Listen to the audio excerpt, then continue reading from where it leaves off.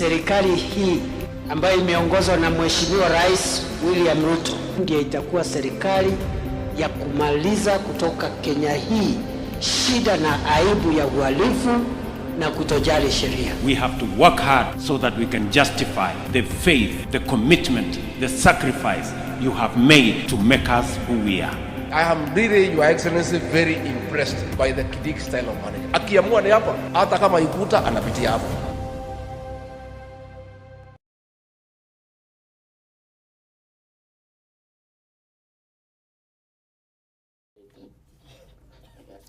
Chair, but Sonyu cannot be considered as part of two men. It's fatal. A point of order, Chair. Chair, I'm granted. Yeah, I thank you. Chair, you've read the reasons as to why the team from the executive and the National Police have. And my concern is that the agenda appears to be very heavy. I'm just looking at time, Chair, and it is barely some 20 minutes to 2. We are meeting the CS in charge of internal security or interior. We're meeting the Inspector General on very weighty matters. And the CS Interior is a former Deputy Speaker of the Senate. Chair, are we satisfied that the amount of time we have between now and 2 or 2:30 when the House will be rising after our also needing to be, catered for in other ways, going to be adequate for the CS to deal with the matter? If not, Chair, I was going to seek your directions. I understand the CS has been meeting other committees of Parliament, which is right. But I would be saying if the time available will not allow the team from the executive to adequately exhaust the matters we have before the nation today, we consider deferring this meeting to the earliest the schedule of the CS and the team can allow. Because otherwise we would be appearing to be rushing matters which should be dealt with in better detail. I thank you, Chair.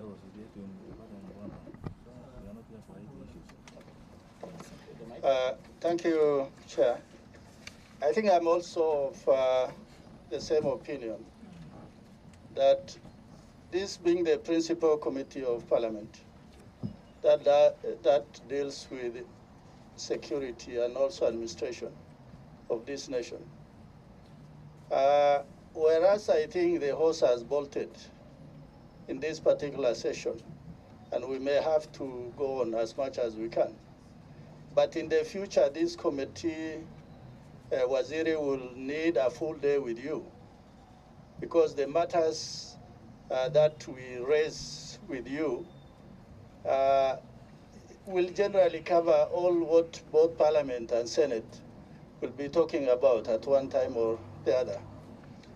So for that reason, I think we may go on as long as it takes, so that the country is satisfied that the matters that have been raised are heavy issues that needs to be addressed. But I do agree with Honorable Kaluma.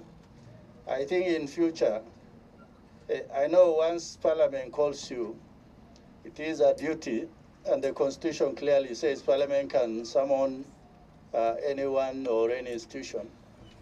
But I think for this committee, we will really need quality time with you so that we get answers to as many issues as possible that are of concern to the people of Kenya. Thank you, Chair. Chair, just a moment. Chair, I want to suggest, I want to support Honorable Kaluma's view.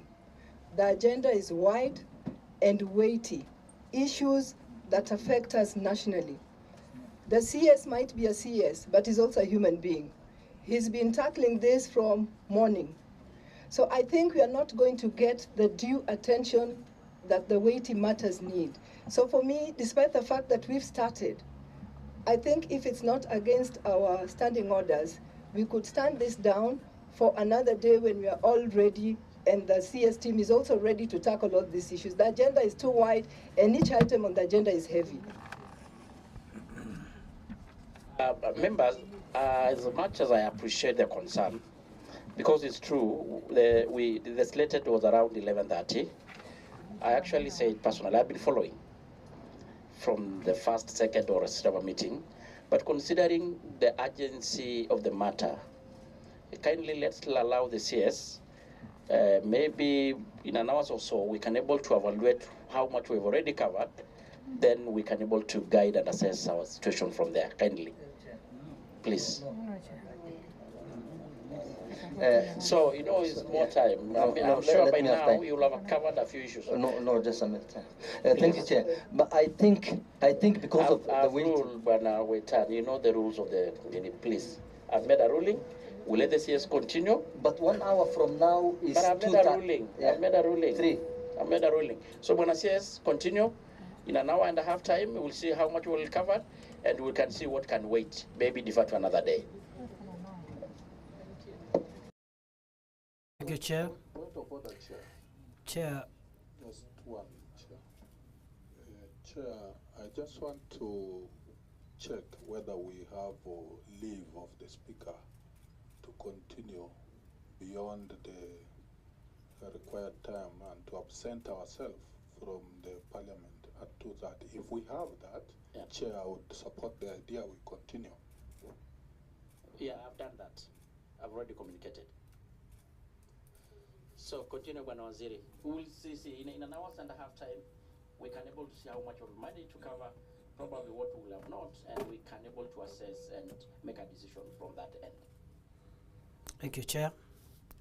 Chair, in August 2022, last year, the transitional government of Haiti made a request to the UN General Assembly for a multinational peace support operation to be deployed under the auspices of the United Nations to their country. This request, once it was made, was referred to the Security Council because the nature of the support, peace support operation that was being requested by Haiti is the type that require the authority and the legal backing of the United Nations Security Council. Subsequently, this matter arose again during the General Assembly annual meeting this year, and it is at that point that the Security Council met 2 weeks ago and deliberated on a resolution, and that resolution efficiently gave the legal backing under international law for a multinational peace support mission to Haiti, and that resolution requested Kenya to be the lead nation, but not the only nation to provide troops. In other words, the Haiti mission is an international peace support mission, a UN mission, but the Kenya has been given the leadership role in that mission. The legal basis for that deployment under our constitution is as follows. Article 240, paragraph 8A provides, of the Constitution of Kenya, provides that the National Security Council may, with the approval of Parliament, deploy national forces outside Kenya for regional or international peace support operations and for other support operations within the approval, or subject to the approval of Parliament. Our understanding, therefore, is that the request of the United Nations contained in the resolution of the Security Council for Kenya's participation in the Haiti multinational peace support mission, that request as first, before it takes effect, to generate a decision of the National Security Council and a transmitter of that decision to the two houses of parliament, because the word parliament as used in Article 240 is different from other parts of the constitution where sometimes the word National Assembly is used. For example, when it comes to deployment of the Kenya Defense Forces to support internal security operations, the word used is National Assembly. But for this kind of Article 240 approval, the word used is Parliament. Our understanding, therefore, as government, is that before that request is acceded to, the National Security Council, which is chaired by the President, must meet, formalize the request, and transmit a request for approval to the National Assembly and Senate. Our understanding of the use of the word national forces under Article 240 includes the organs of national security that are recognized under Article 239 of the Constitution, namely the Kenya Defense Forces, the National Intelligence Service, and the National Police Service.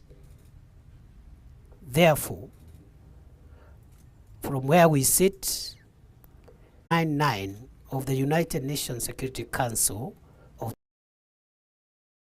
provides the international legal backing for the deployment. However, our constitution demands the participation of the two houses of parliament and the National Security Council before the deployment is done. I have been asked, that is on number one. Number two, we've been asked to comment on the consultations held so far on the deployment. I would like to inform the committee as follows. That it is the intention of the government of Kenya to accede to that request by the United Nations Security Council to deploy or to take part in the multinational peace support operation. It is, in the view of government, a great honor for Kenya to be asked to take part, and not just to take part, but to take a leadership role in that peace support mission. I also want to say that at the moment, we have already dispatched an assessment team to Haiti, composing of representatives of the National Police Service. The Inspector General Police is here, but also the Foreign Affairs Ministry and other stakeholders that are critical to give us an assessment before the necessary procedures are initiated as a basis of due diligence on the viability of this mission. Already our team has visited Haiti. It has come back. Number two, we are engaged with the diplomatic community through the United Nations, and another mission will be dispatched to the United Nations early next week, which will be led by the Minister for Foreign Affairs for purposes of just making sure that the legal and diplomatic arrangements are in place. I also want to inform the committee and the country that this being an international United Nations mission, this mission shall not cause the expenditure of any funds by the Kenyan government, because it is a UN-funded mission. The other issue that I wanted to say is that the findings and recommendations that have come from the team that was dispatched to Haiti are reflecting the viability and the success of the mission. I also want to inform the committee, Honorable Chair, that the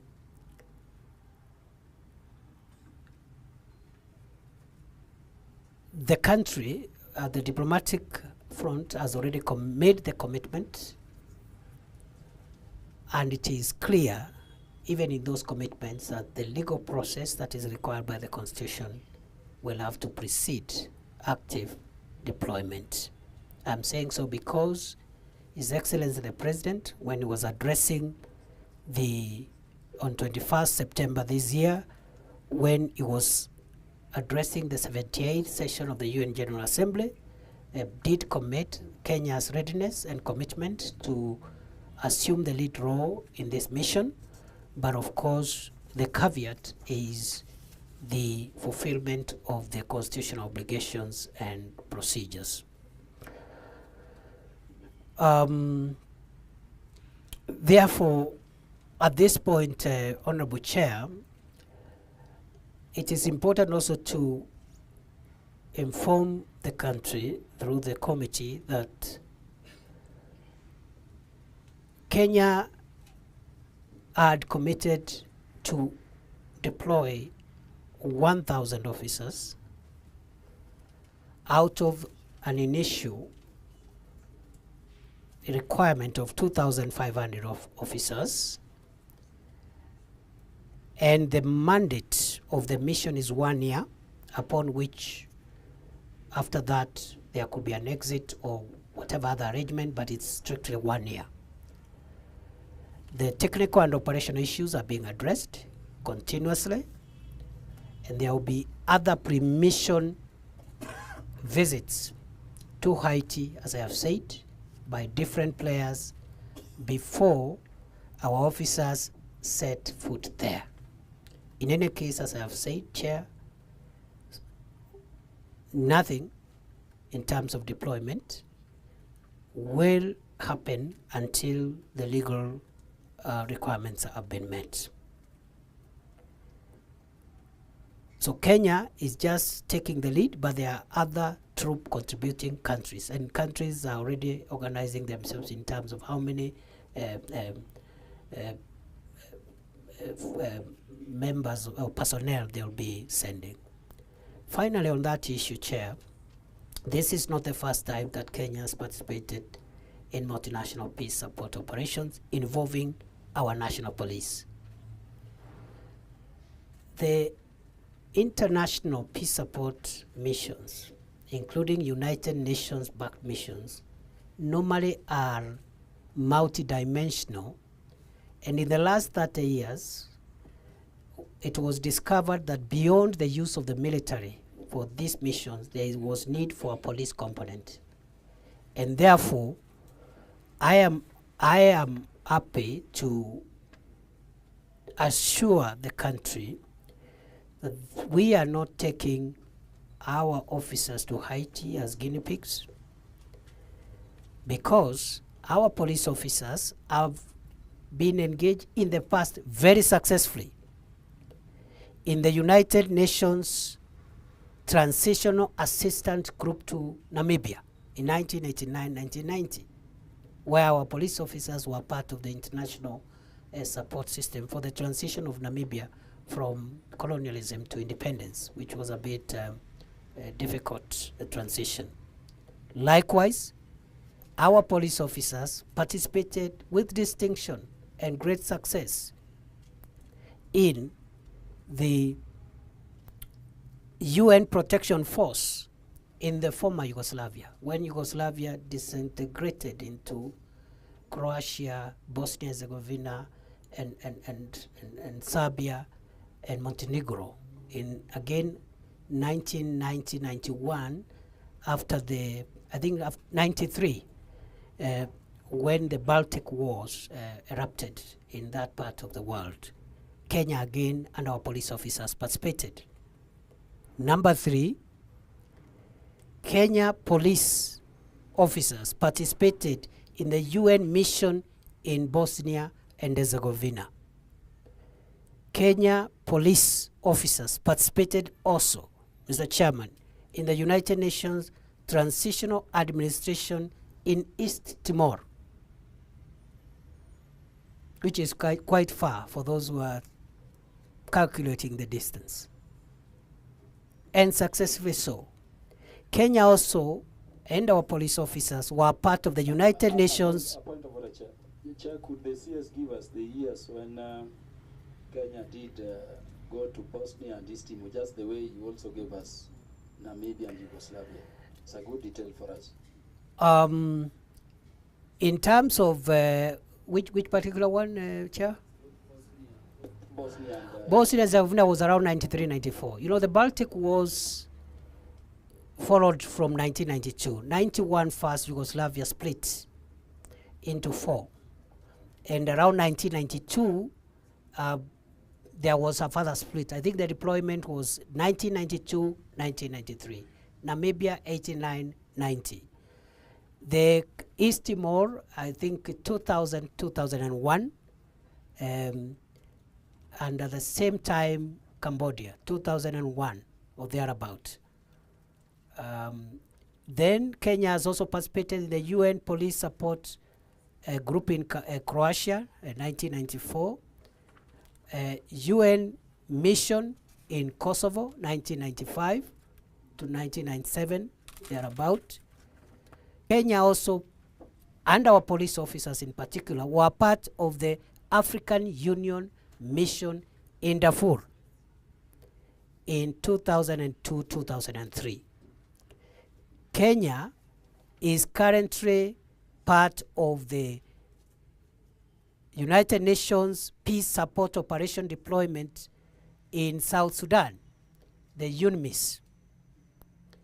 Kenya and our police officers have been part of AMISOM in Somalia, as well as MONUSCO in DRC.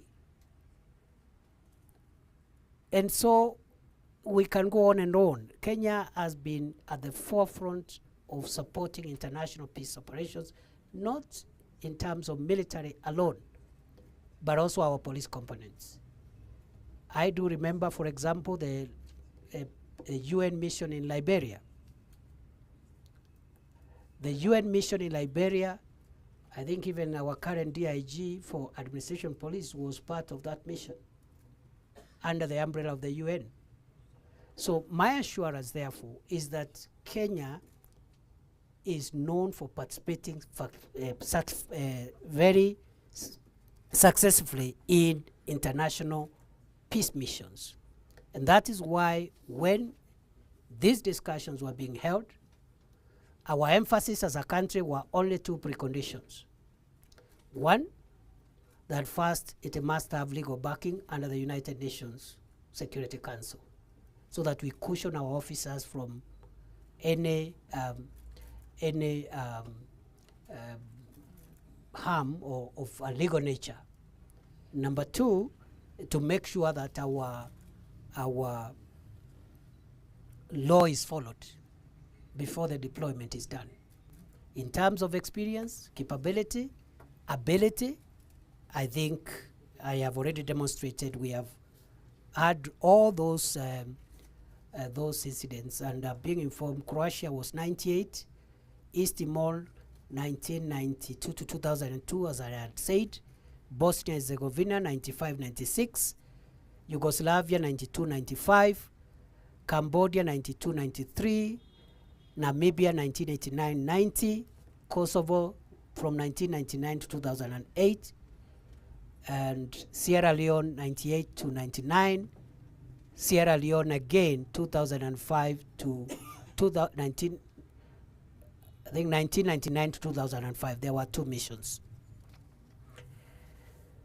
The third issue I've been asked to address, Chair, is the policy on deployment, transfer, and promotion of police officers serving in security operation areas.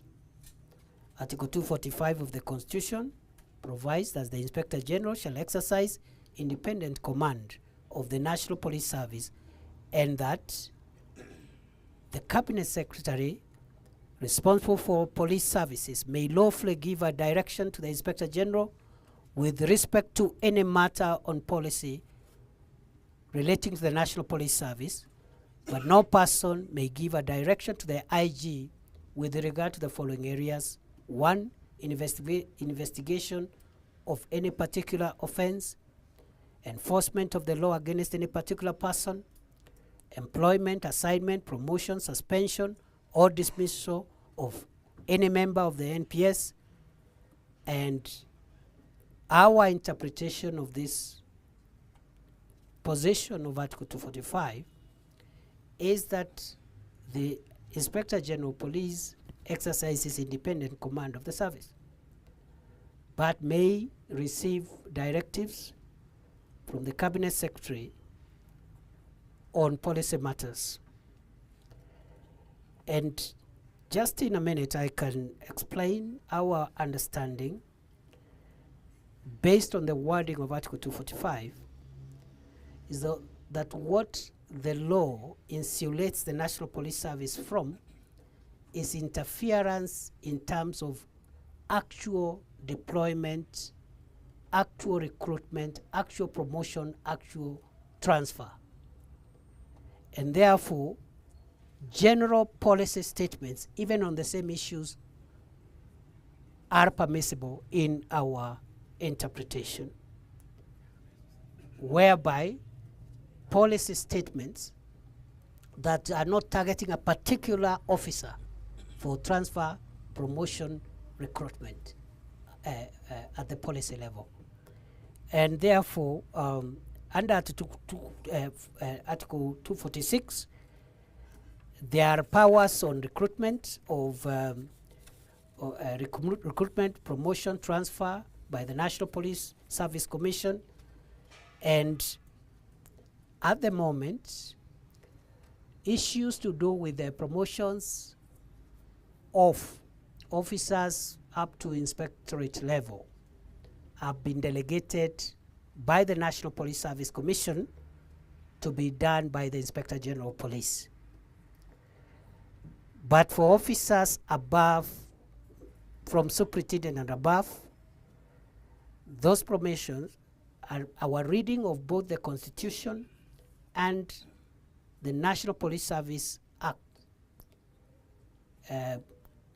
leads us to the interpretation that for officers from superintendent of police to senior assistant inspector general, because above that the process of recruitment for IG and DIG is different. For those senior officers, therefore, other than the IG and the DIG, the commission does the promotion, but with the recommendations of the Inspector General. And for the junior officers, it's the IG using delegated instruments, which are contained in the instrument of delegation by the Commission of 2015. Therefore, recruitment is a function of the Commission, but conducted by the Inspector General on delegated authority. That is the nutshell. The other issue I was asked to shed some light on is on the recent promotion of police officers. And I assume, Chair, this was in connection with the matter which was between the Inspector General and the Police Service Commission? Or am I reading the wrong? No, yeah, but maybe before you go there, when I was in it, I mean, if you can able to deployment or deployment transfer, promotion of police officers specifically serving in security. I want us to give a little bit more emphasis. All right, so not the general one. Now, number one, the policy which is in place at the moment is that officers serving in special security operations are rotated every year because of the special and unique nature of the work they do. But I know there has been a delay, and I think I've explained to the committee before. The last 2 or so years there was a delay because of the election period, but I think we have made arrangements to ensure that no officer who is serving in the operation areas serves more than a year. And we are in the process of making sure that that is implemented. I think that's all what I can say on that one. In terms of promotion, I think at the moment the promotion policy is, as I have read, between the Commission and the IG. There is a way in which officers are promoted. What I think we need to look at in terms of reforms and the ongoing work of the task force on reforms is to make sure that perhaps serving in hardship or security operation areas should be able to be weighted when it comes to promotion for the officer. And I think that is something that perhaps can be built into the ongoing work on reforms. But at the moment, I know there have been hue and cry about officers who have been stagnated on one grade for long, irrespective of where they have served, and that is something that we are working on to streamline through the reforms that the task force that has been constituted is winding up on. I've already looked at the interim report that was submitted to the President, and I think they have made a strong case so that officers serving in general duties, general policing duties, should serve not more than 3 years, but for those in difficult operational situations, they should be able to be rotated every year. It is also part of the proposed reforms, although the final report is not yet out, is going also to be a policy position once it is adopted that you cannot be promoted as an officer if you have only worked in one station. And therefore the mix between working in different conditions, in different environments, security-wise, should be part of the score that should help you move to the next grade. But I do accept that there has been some challenges where we have had officers either staying in one station for too long, or staying in a particular area, which could be even be, until they forget that there is another experience a police officer can have. And we are working to streamline that. And I'm sure the input of the Inspector General and the Police Service Commission has been well taken care of when they made their presentations before the task force. That is number 3. Number 4. Number 5. Waziri, maybe before you go to the number 4, to the best of my understanding, the question number 3, simply put, brief on the recent promotion of police officers. Or what members wanted to get to know is probably, of course, there was a standoff, but we appreciate it was solved. The number promoted, the exact number, we need even maybe a written response on that. The number promoted, maybe the distribution in terms of regions, gender, such, so that at least Kenyan can be able to be convinced of the fairness. Chair, with your permission, can I allow the IG to answer that?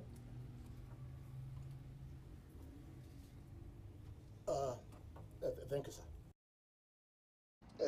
The chair, honorable members, regarding maybe the promotions, I wish to start this way.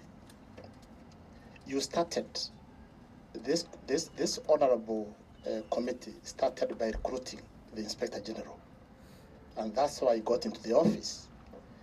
Then thereafter, the National Police Service Commission, as stipulated in the law, recruited the two the DIGs in the DCI. Thereafter, we went to the third level, filling the ranks of superintendent to senior assistant inspector general. And the arrangements, the policy in the National Police Service, we have what we call promotion boards. We have board 1, that is for the rank of Inspector of Police to Senior Assistant Inspector General. We have board 2,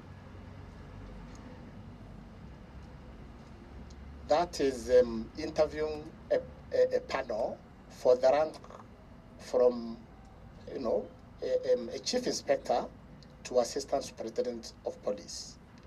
Then we have board 3, from the rank of a corporal all the way to an inspector of police. And our interviews are such that they start right from the police station. So interviews, we start with them at that level, sub-county level, county level, all the way up to the National Police Service level, that is done by the National Police Service Board, which I chair. Then thereafter, for the rank from superintendent to senior AIG, we forward our recommendations to the National Police Service Commission for determination. Therefore, after recruitment of the DIGs, we filled those other positions. It is true, we read quite a lot in the media, but you may not have heard the chairman of the commission at all stating out there's an issue with the IG or even the Inspector General. You did not hear the IG at all out there saying there are issues, he has issues, the National Police Service Service Board has issues with the commission. Therefore, that was amicable decision by the commission and the service board, and those positions were filled. Then thereafter, we went to filling the position of the station commanders, chief inspectors, and again, interviews were carried out. About 1,060, right? I think 65 chief inspectors were promoted. But we made a deliberate decision as a service board to take them back to the college, our 3 national police colleges, for refresher programs. Some have completed the refresher program, others is still ongoing. Therefore, Honorable Chair, honorable members, no issues at all. We are carrying on well between the service board and the commission. I hope I've clarified. Thank you, Chair. Point of order. IG, you are very clear in what you are telling us, but we would really like the breakdown of the recent promotions. I think the question is very clear. The recent promotions, in terms of who are these individuals, what rank are you promoting them to, what is the gender, what is the regional balance? That is really what the committee is asking you to do. Thank you, Chair. So on that one, I would like when says we want a list indicating all the numbers from different ranks and region and gender. So that one we can have it written down. It make it easier and completely respond to the question. Very well, Address Chair. the question. Because this letter comment, so we didn't expect those details, but we are well guided, Chair. If I may proceed with the next issue, Proceed to the next one. which is on A small intervention, Chair. Chair, the document we need is the document. The names, the rank, and the positions of promotion, not the numbers and regions. We want the details of the people promoted. Yeah, I think that's what I did say. Thank you. And it's agreeable. Yeah. if I may ask for that the kind of information required is the information that helps the committee look at compliance with national values and in the Constitution. Okay, understood. Chair, on the issue of the proposed amendments on the National Government Coordination Act of 2012, which now I think there is an amendment by the Honorable Malulu Njendi to basically recognize village elders, to create village councils and village units. We've been asked to comment, and first and foremost, the legislative authority of the country is vested in Parliament. And therefore, from a starting point, any member of Parliament is free to introduce legislation and push it through Parliament. And that is our view. But having said that, we also note that the bill is specifically looking at the creation of village elders and how they will be compensated. For us in the ministry, we are looking at reforms around that space to be a little more broader than just a question of amending one or two sections. I've seen in this proposal is section 15 and 17. And I am happy to report to the committee that we already have a draft National Government Coordination Amendment Bill, but it elapsed. It is a proposed legislation of 2021, but because of parliamentary procedures, it elapsed under the previous parliament, the 12th parliament. We have taken the policy position to refurbish, improve on this bill and resubmit it as the executive. And the issues that the member, the Honorable Malulu Njendi, seeks to introduce are covered in our proposed legislation, which we intend to take through cabinet for introduction into Parliament. And therefore, without giving a lot of details, because we have not provided a copy of that proposed legislation, our view is that the broader amendments to the Act to improve on national government, the coordination of the functions of national governments in the grassroots, would be the proper place to place the proposed amendment by the Honorable Malulu Njendi, which in principle this administration is not opposed to. This administration is not opposed to the formal recognition of village elders in the structure of national government administration.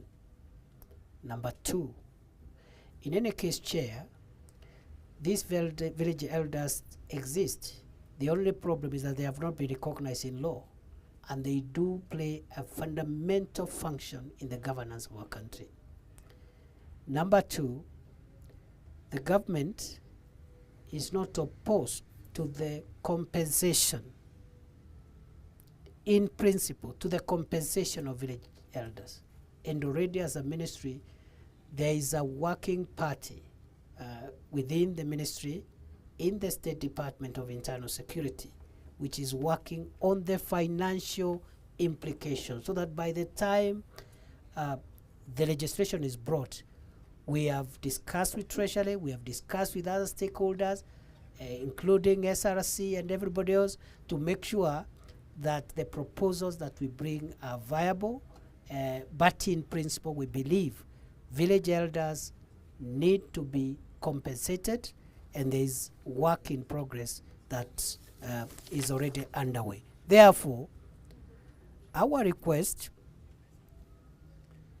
without prejudice to what I said at the beginning, which is that the legislative authority of the country, of the state, lies with Parliament, we would have recommended that the honorable member could consider standing down the very specific amendments that they seek to introduce and find a way of those amendments being incorporated into the broader amendment bill that the executive will be introducing to Parliament as soon as the cabinet gives the approval.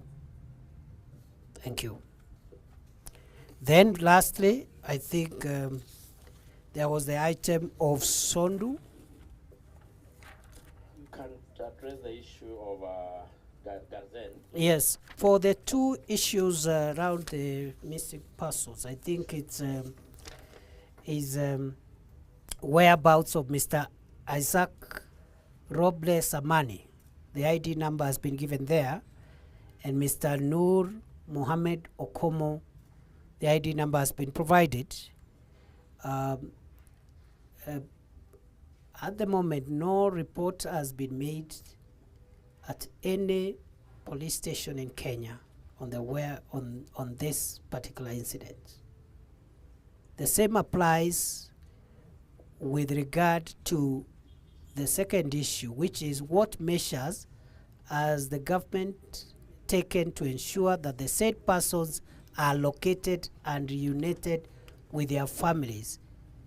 Again, no report has been made, and if a report has already been made, we would be happy if we could be provided with the OB number that will help us track the investigations and the status of the whereabouts of the said missing persons. Chair, the last but not least is the matter of Sondu. Very briefly, I would like to say to state as follows. There has been a dispute between Kisumu County and Kericho County on the actual coordinates of the boundary. This dispute is not unique to Kisumu and Kericho. Over 30 counties in Kenya have similar inter-county disputes with regard to the actual coordinates of the boundary between one county and another. So it should be clear that this is not unique to Kisumu and Kericho. And the dispute has been there for a while. What is unique about this particular matter, among others, because as I've said, more than 30 counties are in the same state, in every region of our country. If it is Garissa, Isiolo Meru, Taita Taveta, Kajiado, Makueni, Taita Taveta, name it, Turkana, West Pokot, very common. But what is a bit unique is the sporadic violent criminal acts, murders, and destruction of property that has occasionally been witnessed in this area of Sondu by criminals purporting to be pursuing a boundary dispute. It is our considered view that resolution of disputes of whatever nature, political, boundary, social, must be done peacefully. And therefore, with the incidents that we have seen in the last few months, because I remember, I think around July, there was loss of life again in the same town by criminals who are using that boundary issue. And then, of course, last week, we lost up to 7 people in senseless killing by criminals. Therefore, resolution of disputes must be peaceful. And the fact that the two counties have different opinions on where the border coordinates lie is not excuse for murder, arson, and other crimes that have been committed in that area. Unfortunately, it also became clear that some of our law enforcement officers should have acted differently to avert the loss of lives that we have witnessed, especially in the last 2 incidents. As a result, therefore, it has been decided that first we must firmly enforce the law, isolate criminals, whether they are from Kericho County or Kisumu County, and deal with them firmly and without mercy. We have deployed anti-riot specialized forces and officers and personnel in that area. And as I said a few days ago, if we need more, we will deploy. If that problem is not contained by the current deployment, we will increase the numbers and the type of officers that we send there. And right now the GSU is already stationed there. And because there were issues of livestock theft, and one wonders what is the connection between the boundary and somebody's cow, we have also on standby in that 2 detachments of the anti-stock theft unit.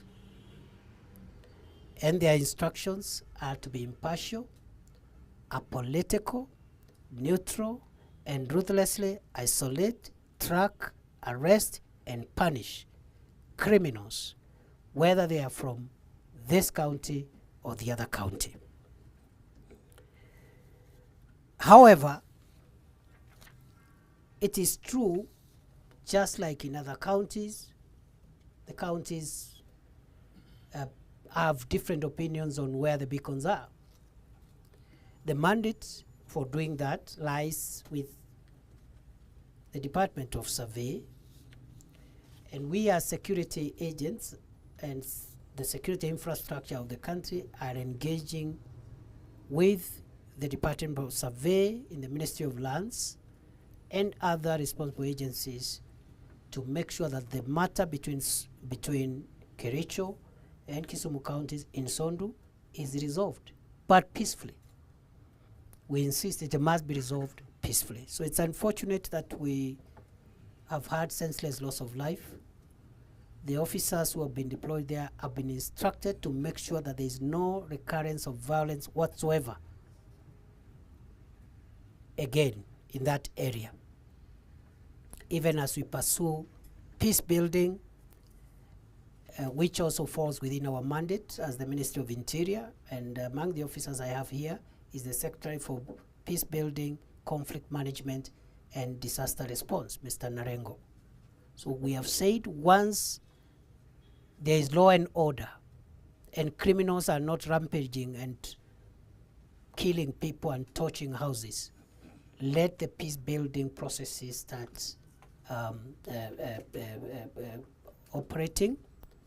And also we believe there is some logic in involving the elected leaders from both counties to help us galvanize sustainable, durable peace among the two neighboring communities. But we have not reached the point of engaging political leaders. We will do so once we confirm that that violence is not recurring, because at the time when that orgy of violence was happening, we were suspecting that perhaps some of the local leaders could have been participating in inciting the public. The investigations are still ongoing, and as soon as we are sure that we know who the suspects are, then we can be able to know who to invite, even from the political leaders, to assist us in building sustainable peace. I submit.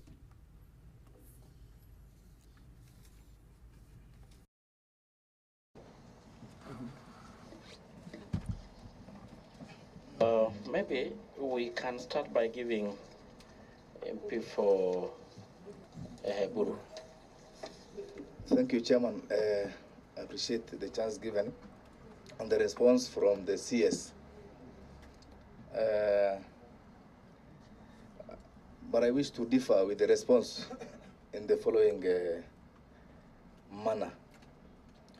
One is that the matter was reported in 2 different police stations. I have the OB number with me. I was going through my phone to exactly get the OB numbers. It was reported at Hola police station by the relatives to the person who was kidnapped. As their representative, I personally took the initiative to report at Parliament police station, and I have the OB number with me. So we have reported in 2 different police stations. So I want to distance, that is how I want to differ with the response in the first time. Secondly, I want to inform the committee and the CS that after 5 days of being detained, the 2 persons have been reunited with their families. Because Parliament is a house of record, and it is it's ethical for me, as the representative of the people of Bura, to also inform of the unfolding and the developments after I have asked for the question. But I want to confirm that the 2 have been reunited with their families after 5 days of detainment and torture. Chairman, the guy by the name Isaac Roble had 2 other family members who were detained, who were kidnapped in similar circumstance in 2018. The 2 have not been found till today. But as for the subject matter, the question that I asked, I'm happy to report that the 2 have been reunited with their families. Finally, Chair, because of the importance of the response given by the CS on the inter-county issue or boundary, I wish to contribute as follows. I come from Tana River. I represent Bura constituency, which borders Kitui County. I appreciate the efforts done by the CS and the ministry and in general in undertaking and ensuring that there is peace and stability within our republic. I wish to inform him that he was in Tana River 2 weeks ago, and we appreciate his visit and we welcome him again and again and again. But there is a menace in Tana River, between Tana River and Kitui. There's a saying that says that the absence of war doesn't mean there is peace. Between Kitui and Tana River, Kitui County government has gone ahead in constructing police stations in areas where there are disputes, in areas where as Tana River County leaders, we believe it is in Tana River County. We are peace-loving people. My women rep there has taken the matter to court, and we are together pursuing this matter in a very peaceful manner. I wanted to bring to the attention of the committee and to the attention of the CS that we are kindly requesting for your intervention and your immediate response on the same issue before it escalates to a different thing altogether. Thank you. I submit.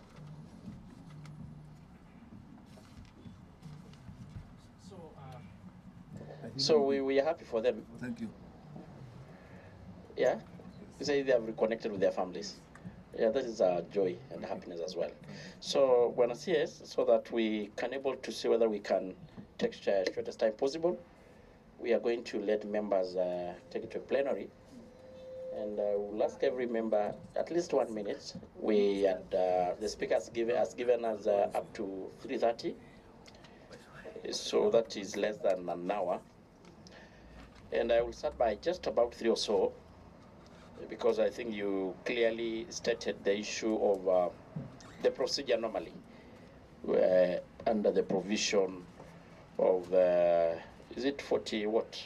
Article 40, 248, 81, yeah, which is talked about give the National Security Council the mandate to deploy the security forces.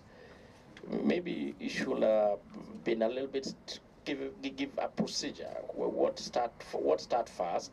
Is it a request from the Haiti, then National Security Council, Parliament, in that order?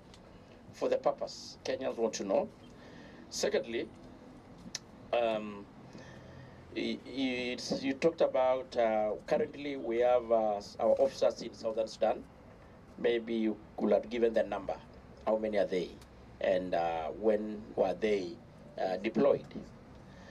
Thirdly, we are sending 1,000 plus for a period of 1 year, probably even with a renewal. And we are aware that for the last 1 year, we have not recruited any officers. And of course, the IG knows this. With the normal natural attrition, of course, we already have a big shortage. Then we are sending the officers again. We have also to be alive with the current insecurity situation in the country. The CS should be able to tell us, this committee and the country, what should be the plans of replacing the officers to take up the duties of the officer that could be going to Haiti. I think maybe the three, and I give the vice in this order 1 minute each, and you can just list them down. You're going to take a round of one. Should I list all of them, or 3 like that? Then you are strong, faster that way. You can, or we because I of can time. answer in 2 minutes all the questions that have been raised. Tana River and yours, and then the next like that. Or we do 4. We could do all, Chair. Let's do all. I know your capacity. The CS is strong. Yeah. And he was our colleague, and we know his stamina. And by the way, you should appreciate why we learned majority of all this, because we appreciate how busy you are, that the country needs you any other given time. So we thought we better lump instead of calling you this day, another day, another day. So it is in consideration of that we put all this in 1 day. So let's just have all of them, then you try to respond to all of them. But members, be brief. Thank you very much, Chair. CS, thank you for those responses. First of all, on this thing of Haiti, from my background, I may be seeing it different from my colleagues, that I will allow deployment of our troops to Haiti because of experience because of the nature of the international system, that our people also must be engaged with hard times around the world. So for that reason, maybe I'll think differently from even any other second person.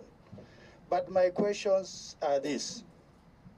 First of all, I see the potential of our troops deploying under Article 6, not really Article 7. Not peacekeeping, but peace enforcement.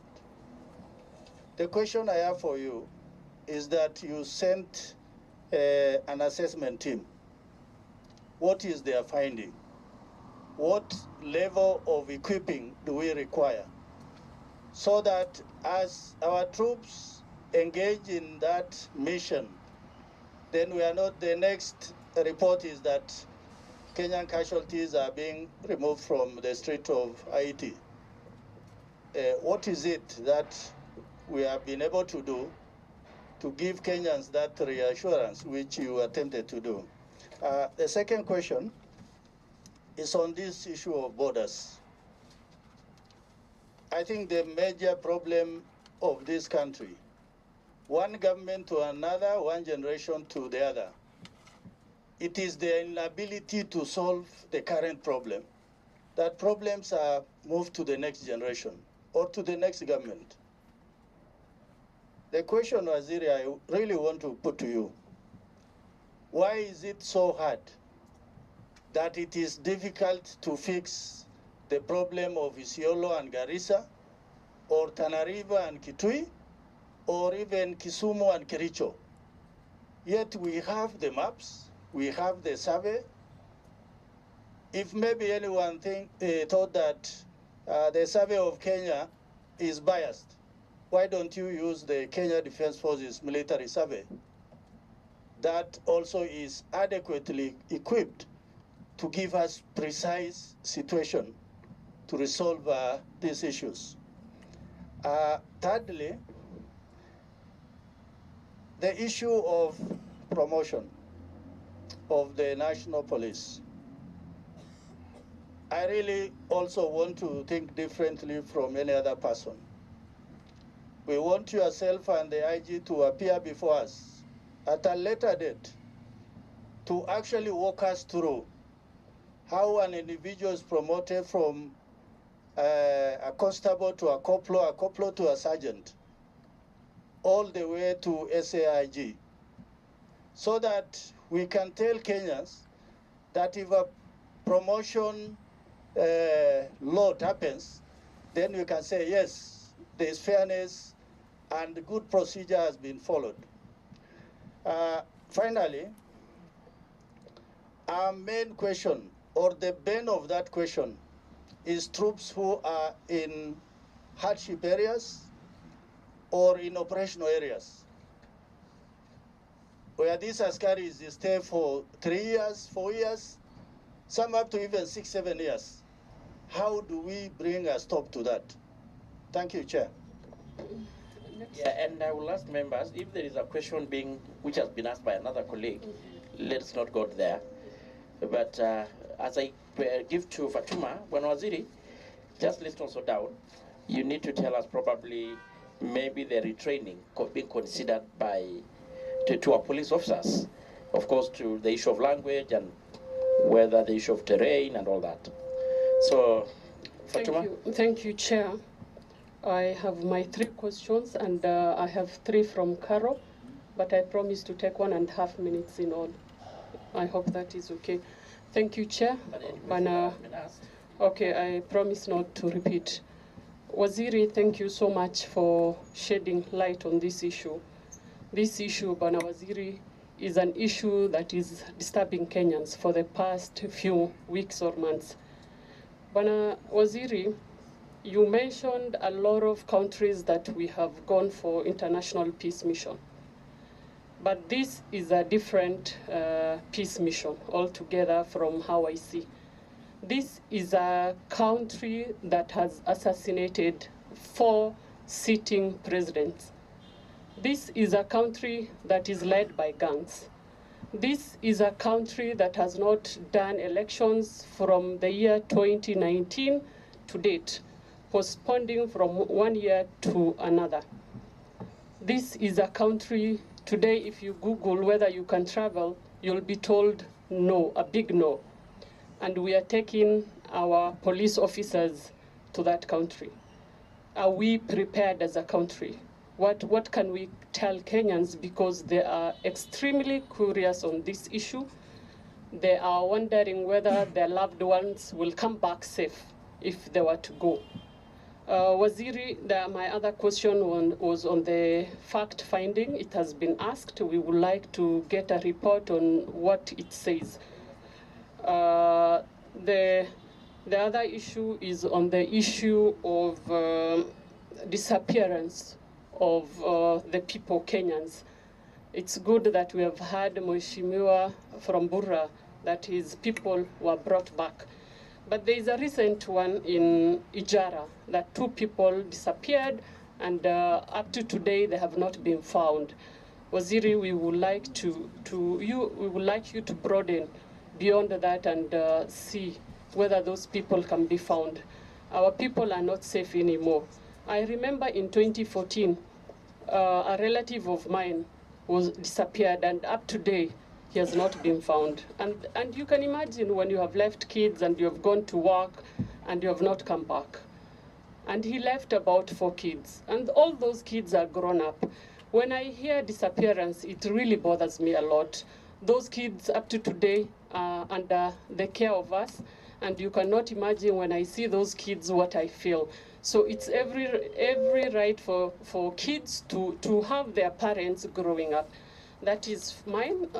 For Ngelechei, she had asked about the ratio of police to the citizens. What is the required ratio? She also asked how do they have enough police to deploy to Haiti? Thank you, Chair. Very good. Quickly, 1 minute each. Let's not repeat any question that has been already asked. I'm not repeating, but my honorable member at the Black Beauty has requested that he ask instead of me because he has an issue in Parliament.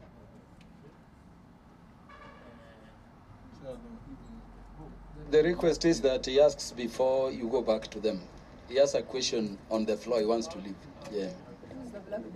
Yes, Chair. Thank you, Chair. And I want to thank my colleagues because we share and many times. Chair, kindly let us know who the Black Beauty is, because when we were introducing ourselves, there was nobody introduced as Black Beauty. There's no doubt about that. Chair, you don't have to answer to that. Chair, I want to thank my colleagues who have given me time to speak for myself and on their behalf. And Chair, I want to say that sometimes it is good to disappear and to reappear, because sometimes disappearing is better than dying. Chair, my issue as the member for Nyakach, which has been greatly affected, I want to thank the CS for what he has done, because I know he has made some effort to rest the situation, which was indeed getting out of hand. But I want to say that much still needs to be done, because I have a long list which, when convenient, I'll want to share with the CS about what has been happening in Nyakach. I have a long list because I've been keeping data of each and every event from 2013, and the list is very long, of the victims, what has happened since 2013.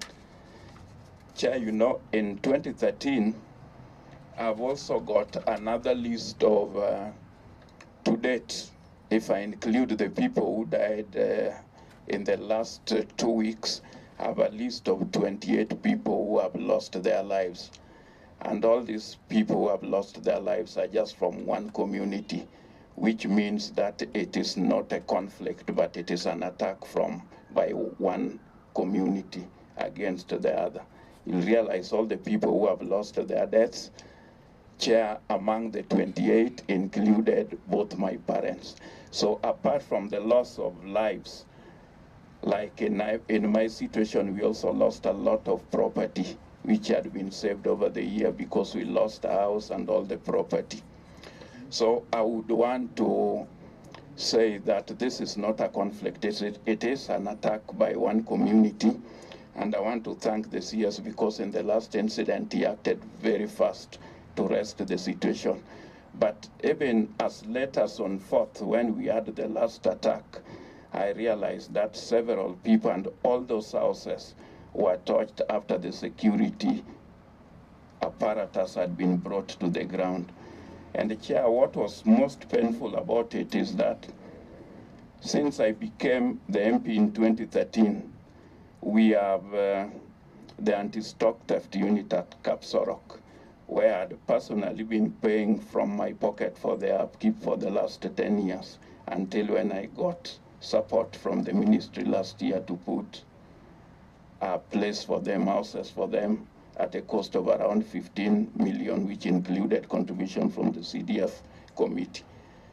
Chair, on the last attack, where people were being killed, that was on 4th. Chair, there's a police station which I've put there using CDF funds, and policemen have been deployed.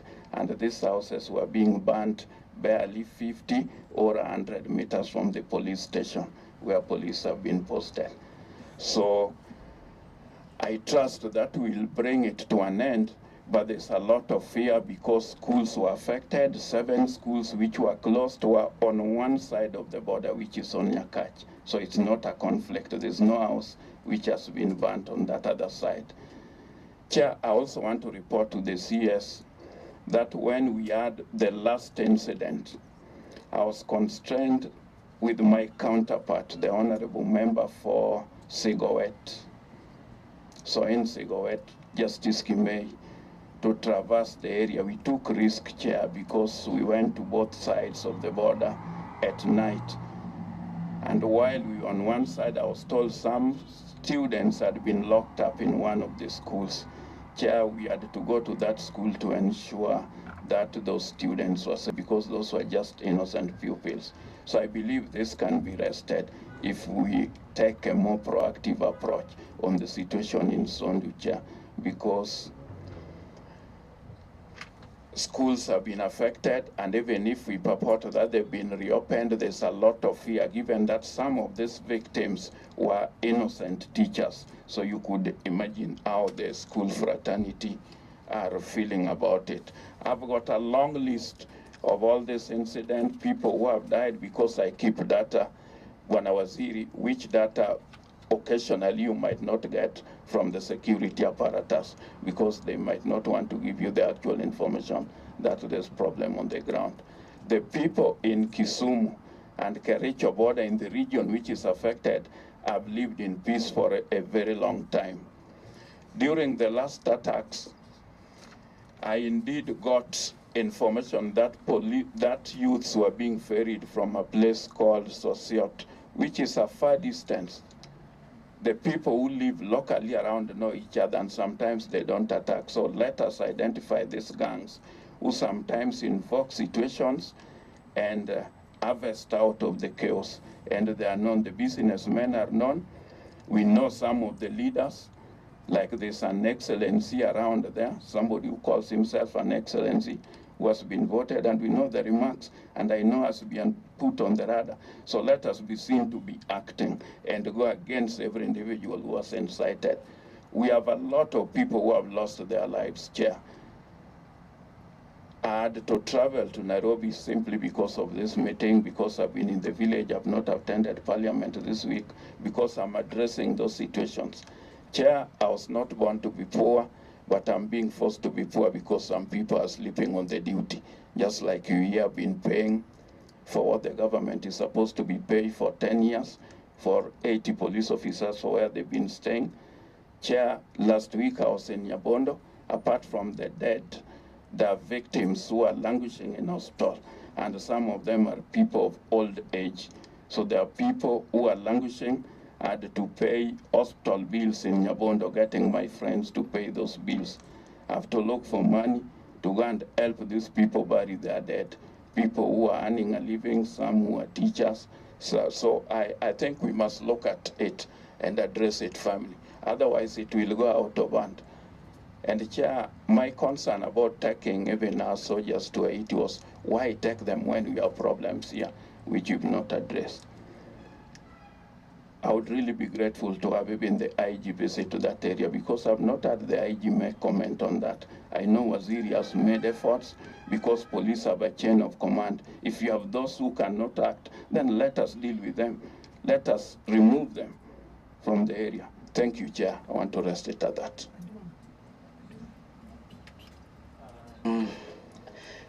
Of course, it's the first time I've ever had Mheshimiwa Duma talking for that long. Been a member of this committee for quite some time, so it's something very emotive. So I don't know. Suppose you respond the 4 or the 5 first. Yes. Okay, Chair, I'll try and summarize, and maybe IG can add whatever gaps I may feel, I may leave. One, what is the procedure?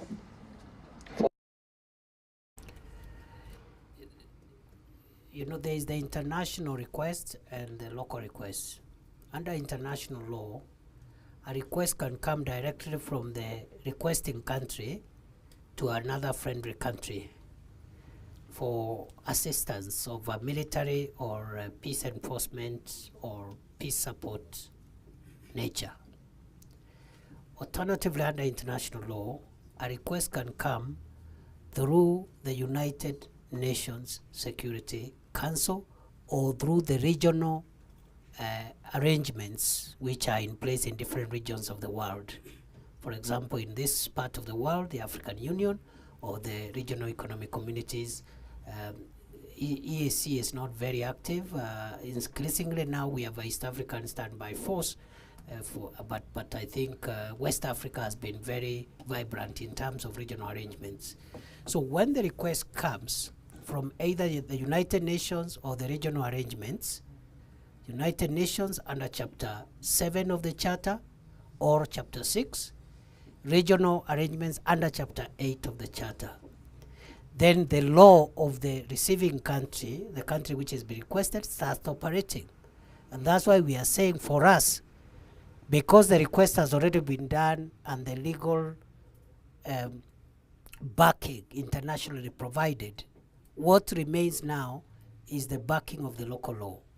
The starting point is, the first item is the National Security Council meeting to consider the request. And what the steps we have taken therefore was first to send an assessment mission to travel to Haiti. And from our side, DIG Gabo was in that delegation and many other officers. And that report, which has been submitted, is part of the support documents that will be provided to the Security Council so that the National Security Council makes a decision that is informed not only by the request but also the fact-finding mission. So, Chair, it is a bit premature for now to generally discuss that report of the fact-finding mission, but I want to assure the committee that when the Security Council meets, and it should be very soon in the next few days, once it is convened by the chairperson, the transmittal letter to Parliament will include also as support material the report of the fact-finding mission. And from where we sit, government will not go ahead with the request if the assessment report is negative. It will be irresponsible, it will be unlawful, and therefore the assessment report generally has come in, it has said what we must do, but the viability of the mission has been affirmed. On the issue of and that includes the terrain issues, the gang issues that have been raised, etc., etc. Not the entire country is under gang control, and there are ways where that can be mitigated. The other point that may help may help the committee in its determination of the matters before it, is that it is not a Kenyan mission only. So there are many contributing countries, some of them from the Caribbean side, which is nearer Haiti, others from the African side, and other parts of the world. And each country is will be handling unique capabilities, and therefore the issue of terrain, language, etc. It's a multinational force. So we have some of the countries, for example, that have already pledged, include Burundi, which is a French-speaking country, and also a country that speaks French and also understands Swahili, which in fact, all our officers understand. So there is a lot of dynamics around to make sure that the force has all the requirements before deployment. In terms of training, of course, there will be pre-mission, pre-deployment training, which should take care of basic language, basic cultural issues, and the issues of terrain which have been asked. Then the question of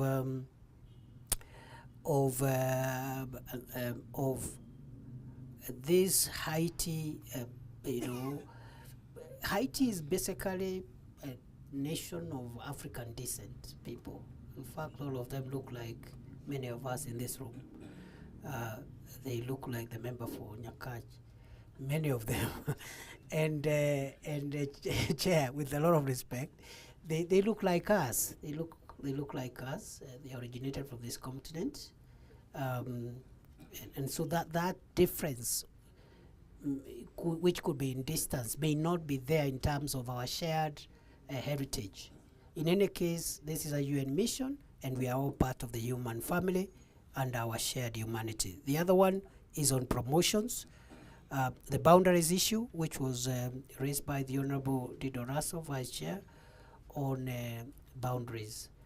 Boundaries are very emotive matters, and both international and even subnational boundaries all over the world, not just in Kenya. So some of these issues have to be resolved in a manner that we carry along communities, because it's one thing to say the boundary is here, but it's another to be able to carry a sustainable coexistence among communities. And that's why we are very careful to say that these discussions can go on so long as there is no an order. The problem comes when people want to use violence to process the dispute. And therefore, this is work in progress, and I would invite the committee to apply its mind on Article 188 of the Constitution on this issue of boundaries of one county and another. That provision, led carefully,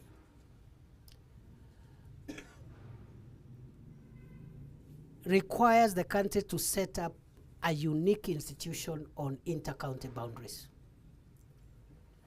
And therefore, it is beyond the Survey Department and the Minister of Interior to determine boundaries between counties after the 2010 Constitution. The Boundaries Commission, which is envisaged under Article 188, is not the IEBC. And courts have already made determinations to that effect.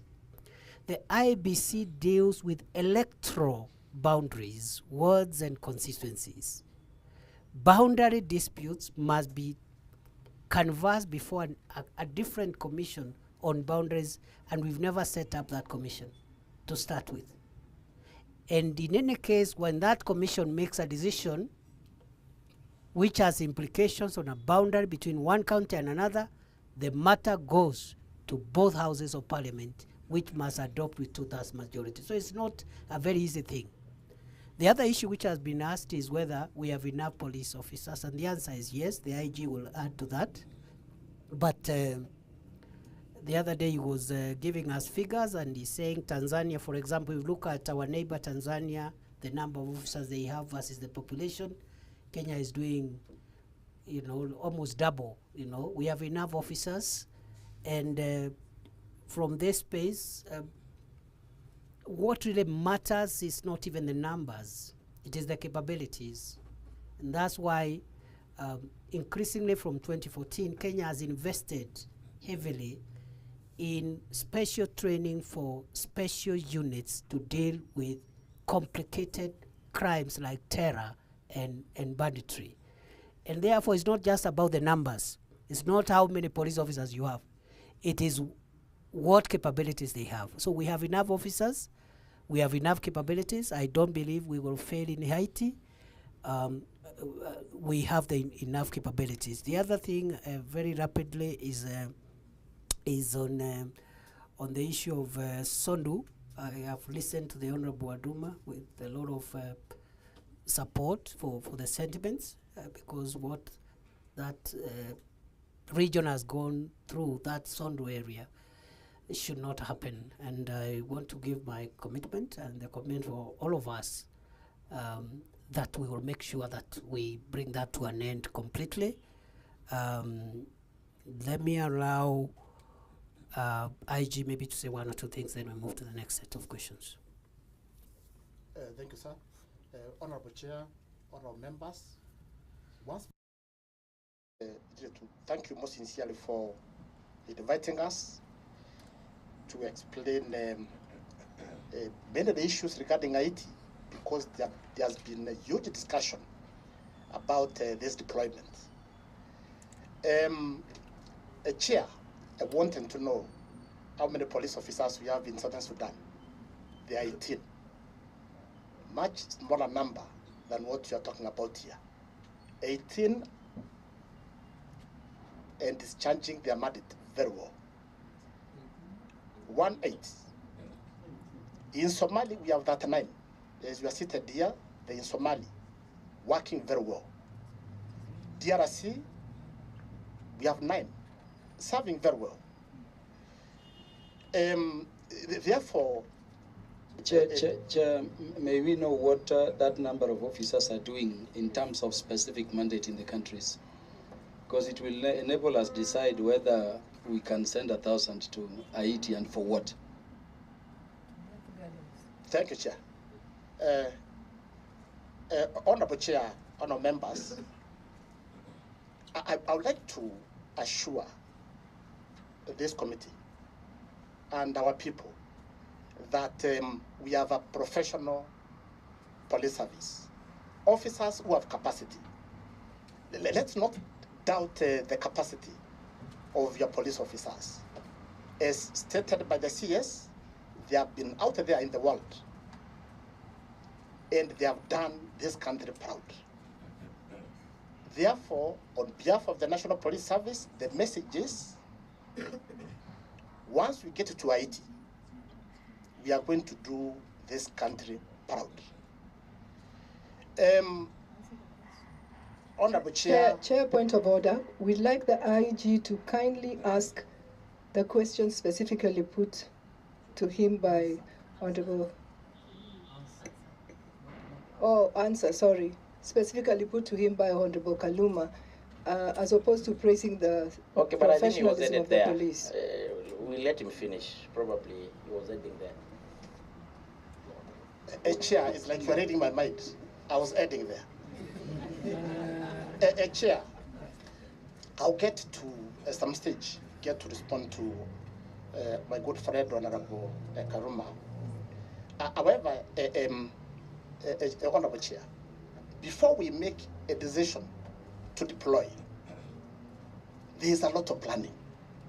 And that's why we said send very senior officers to Haiti to assess the situation there.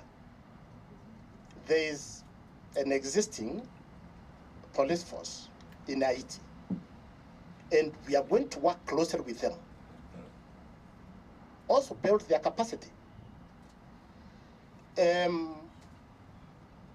A lot of training issue came up. What we are doing at the moment is identifying the officers who will go to serve in this mission. and is very competitive.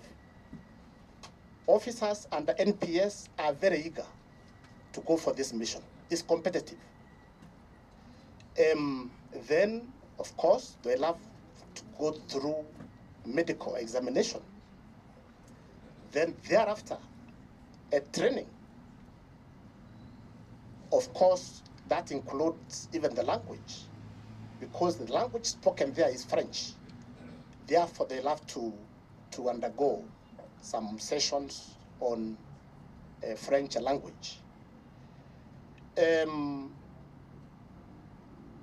Yes, also, as mentioned by the CS, we shall have other countries contributing troops. And I can imagine among the countries we're identifying to join us are those who can either speak French, some Swahili, French, and English. Therefore, in terms of communication, we don't anticipate any challenge. Very fast on regarding Honorable Fatuma's question. Any report made to us regarding any missing person is taken very seriously. And we get our best investigators to handle such a matter. Therefore, Mheshimiwa, I assure you, we're equal to the task.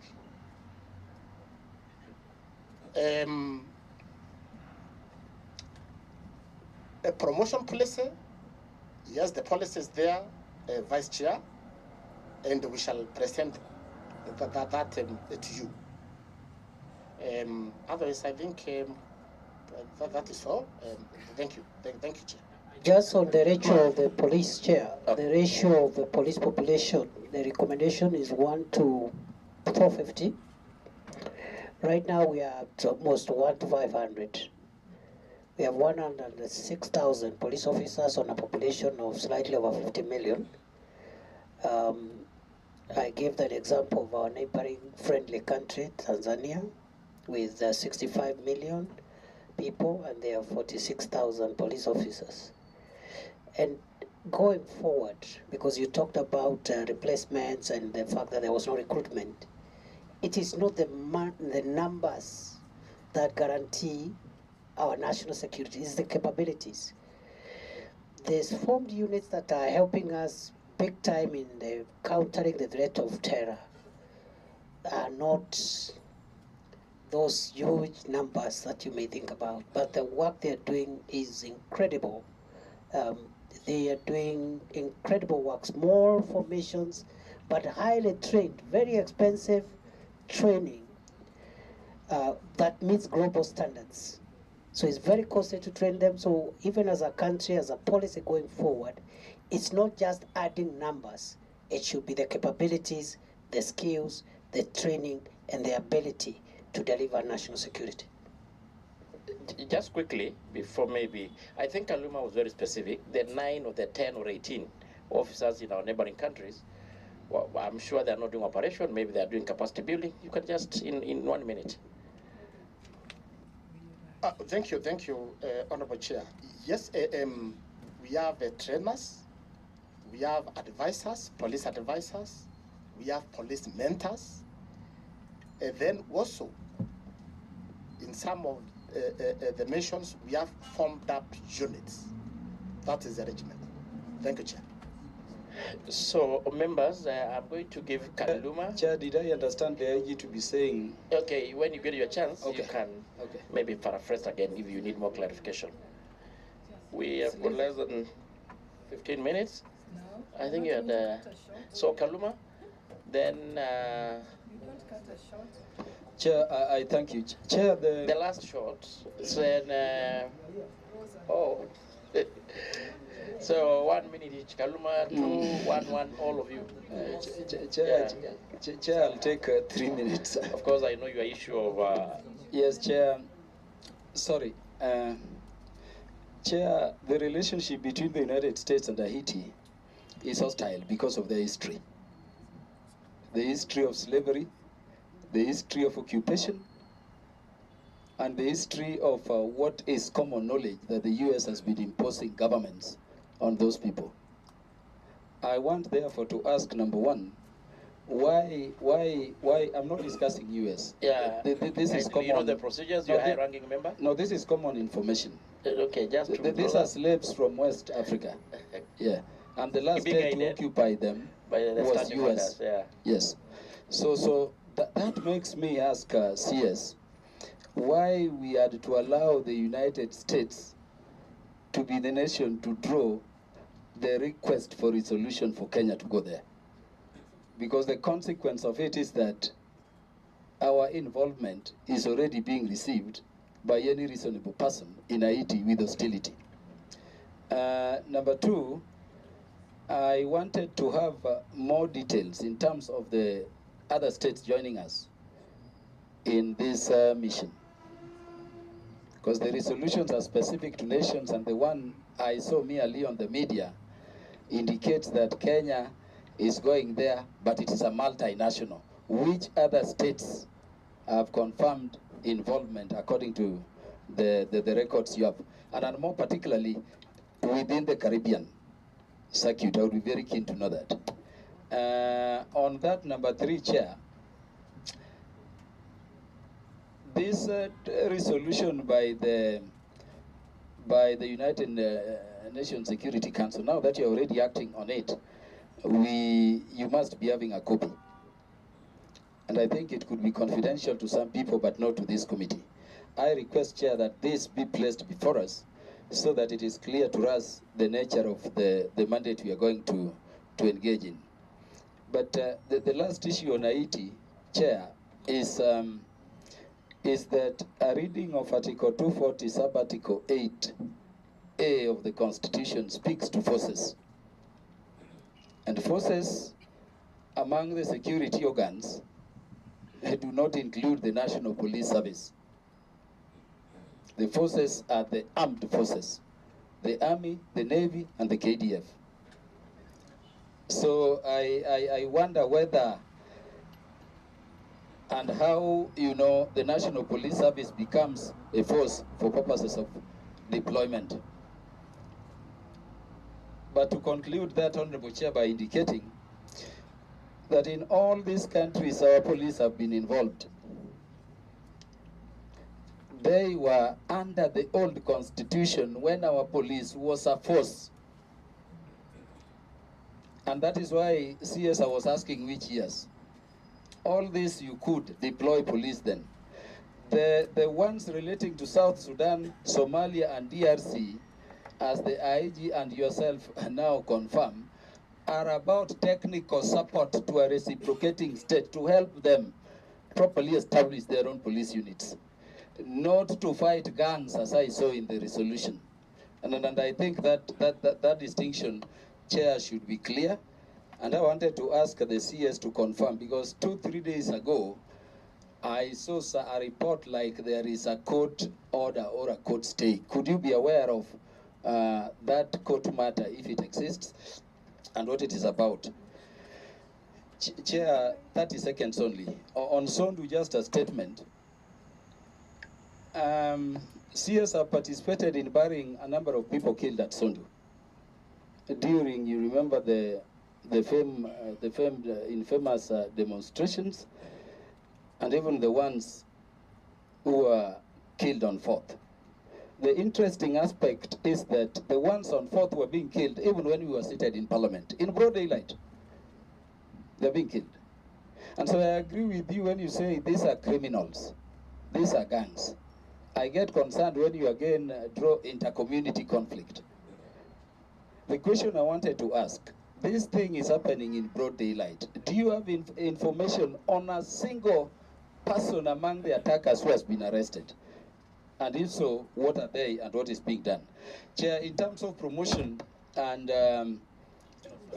promotion transfers, Chair, after we invited the CS and the team here, you remember I asked a specific question on this matter in the House, and it was directed to the National Police Service Commission, because I'm one person who holds the view as the CS that if the IG is exercising any mandate to promote or transfer, it is on a delegation from the commission. Otherwise, it is a mandate of the commission, not the mandate of the IG.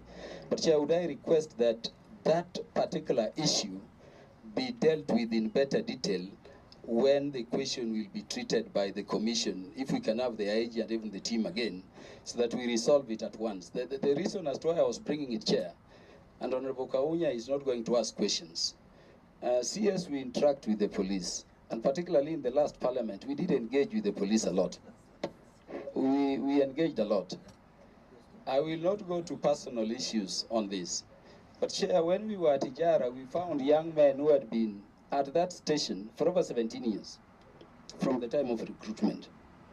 When we were in Mandera, and Honorable Kaunya would confirm, we got officers who had been in Mandera since recruitment for 23 years. And they were raising this with us as concerns.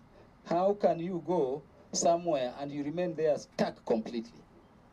It is something we want to address, to be addressed substantively.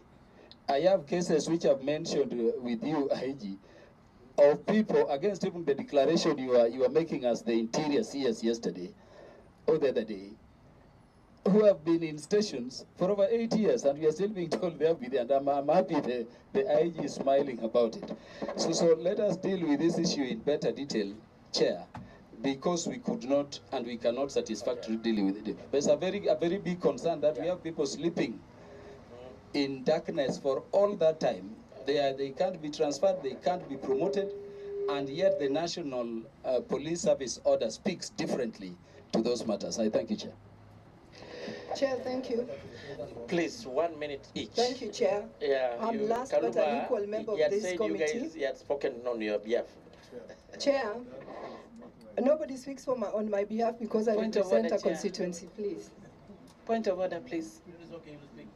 Okay. Chair, I thank you for this opportunity.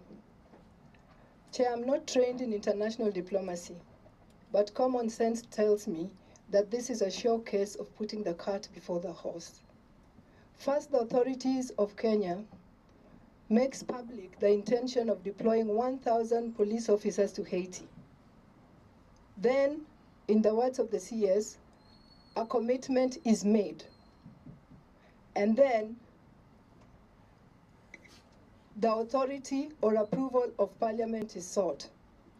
What if, and I hope Parliament will not approve, what if Parliament then does not approve?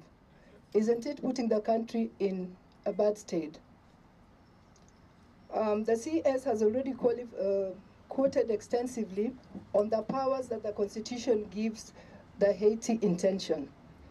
And I believe what he has said. But I also look at the Police Act. The Police Act that actually gives life or breathes life to the Constitution, what the Constitution says. And if you look at 108(1), it clearly states that the President may, on the application of a government of a reciprocating country, order such number of police officers as the President may think fit to proceed to that country for service therein of the purpose of assisting the police service of that country in a temporary emergency.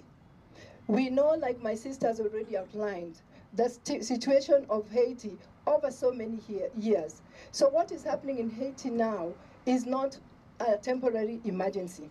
What will you do with that part of the law? I want to say that recently, and I think it was yesterday, you did make the declaration that no police officer who has served for 3 years or more than 3 years, or any police officer who has served in one police station for more than 3 years must be moved.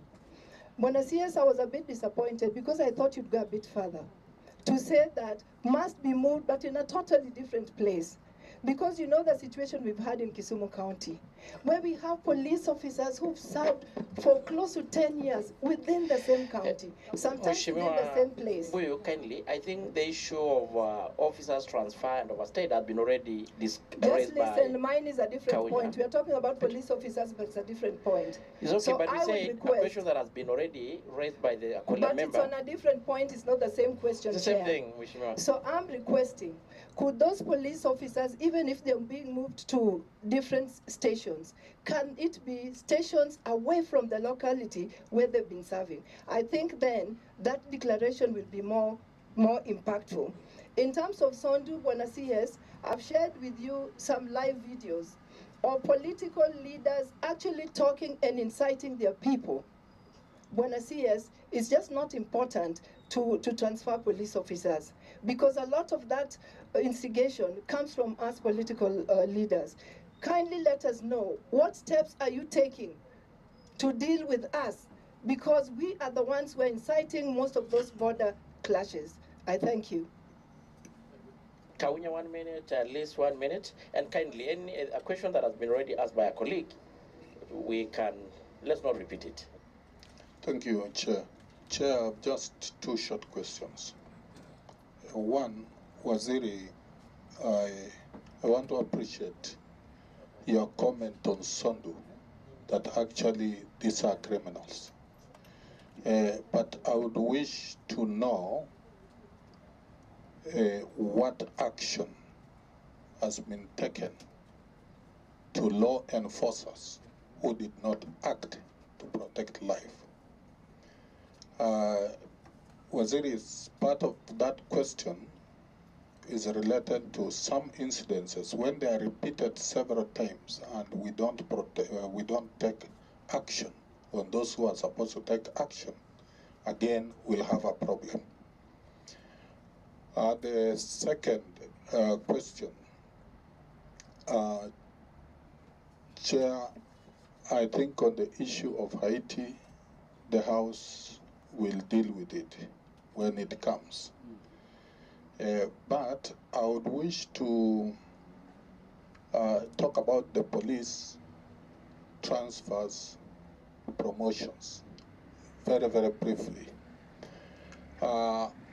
My opinion, and I think Waziri, you've rightly commented, and I watched your response to the Senate, that police officers by procedure should serve in a station for 3 years.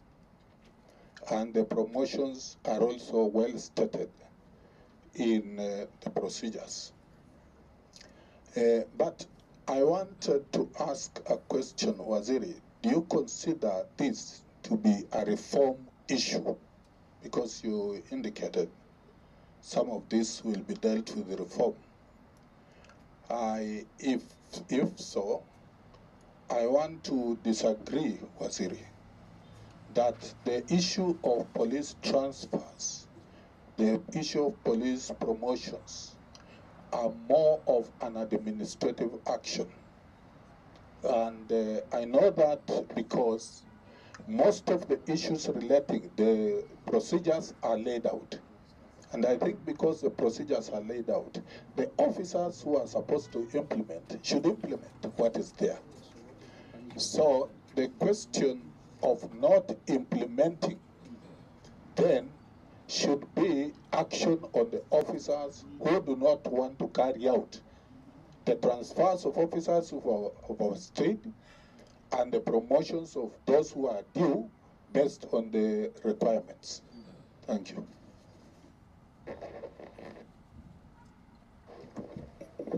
Thank you, Chair.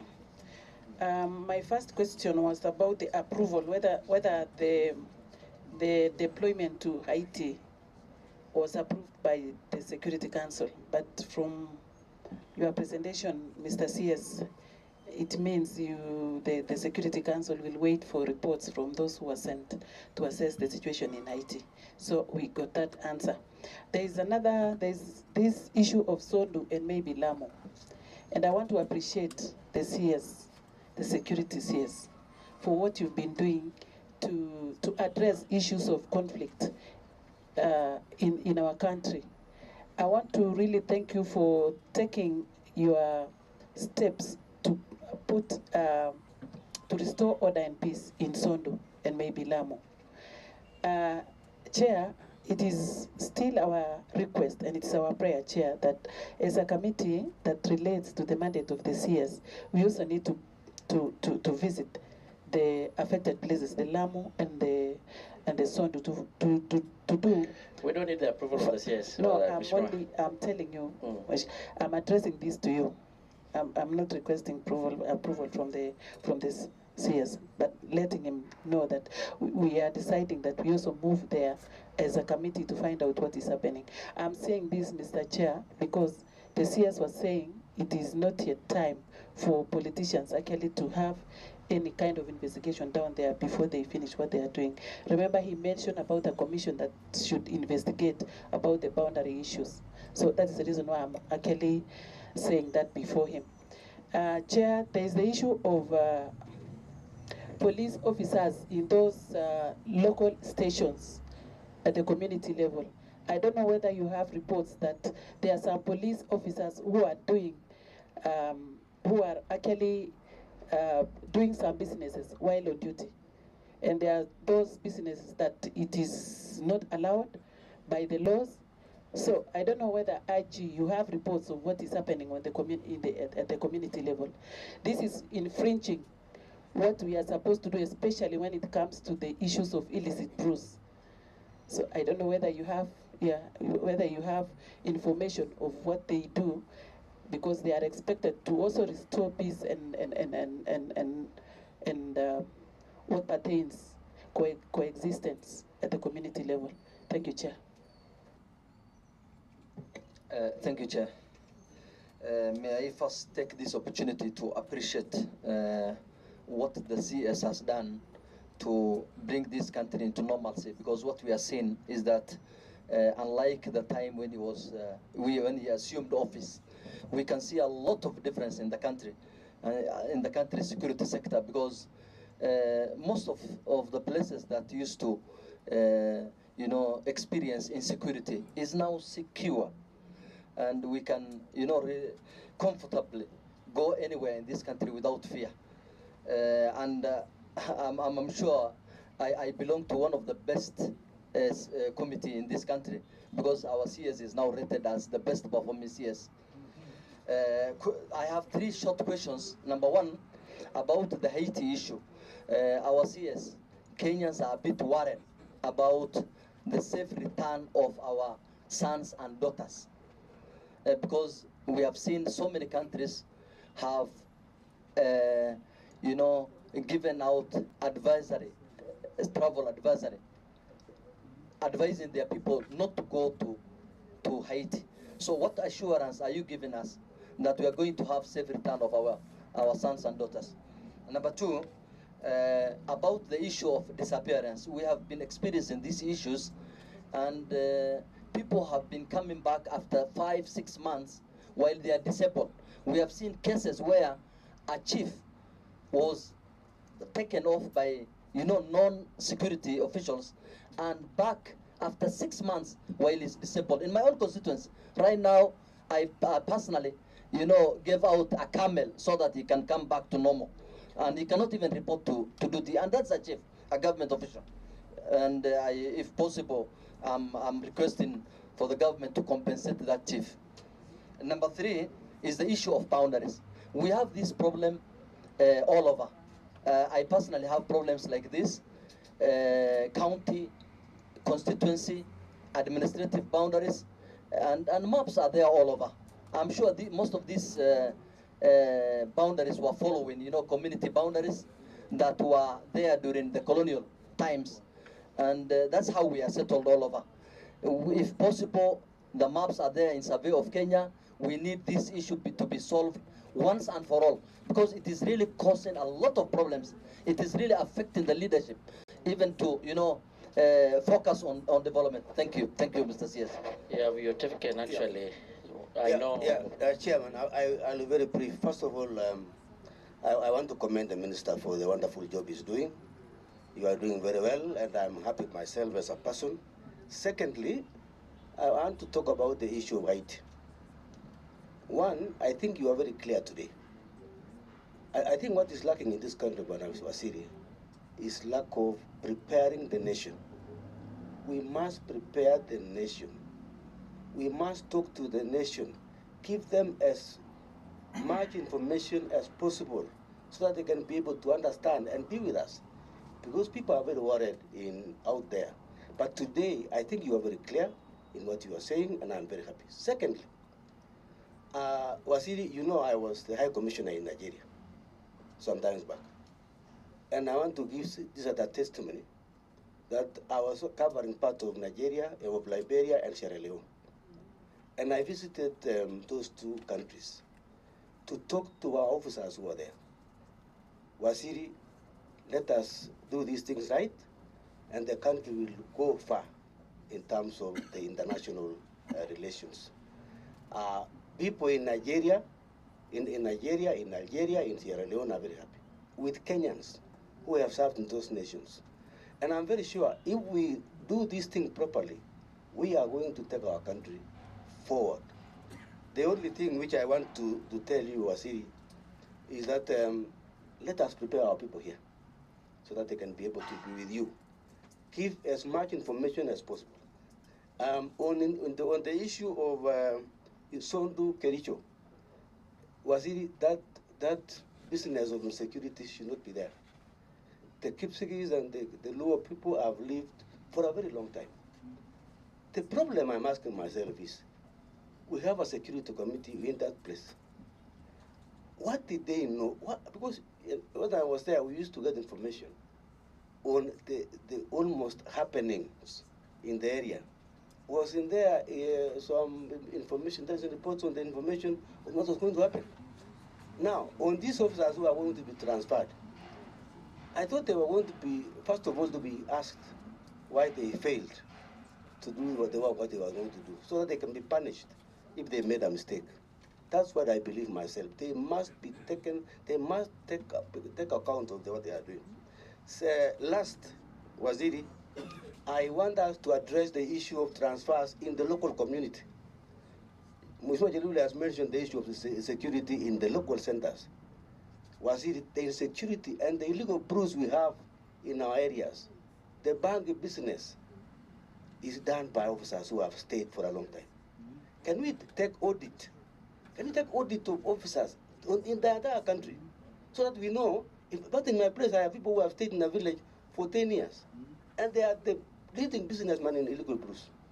And chair, so I want us to look at the entire country, even apart from those areas. We look at the areas where we come from, do audit and know who has stayed for a long time, and they should be taken away to another place. Thank you, Chair. So back to you, Buenos Aires. Thank you, Chair and members.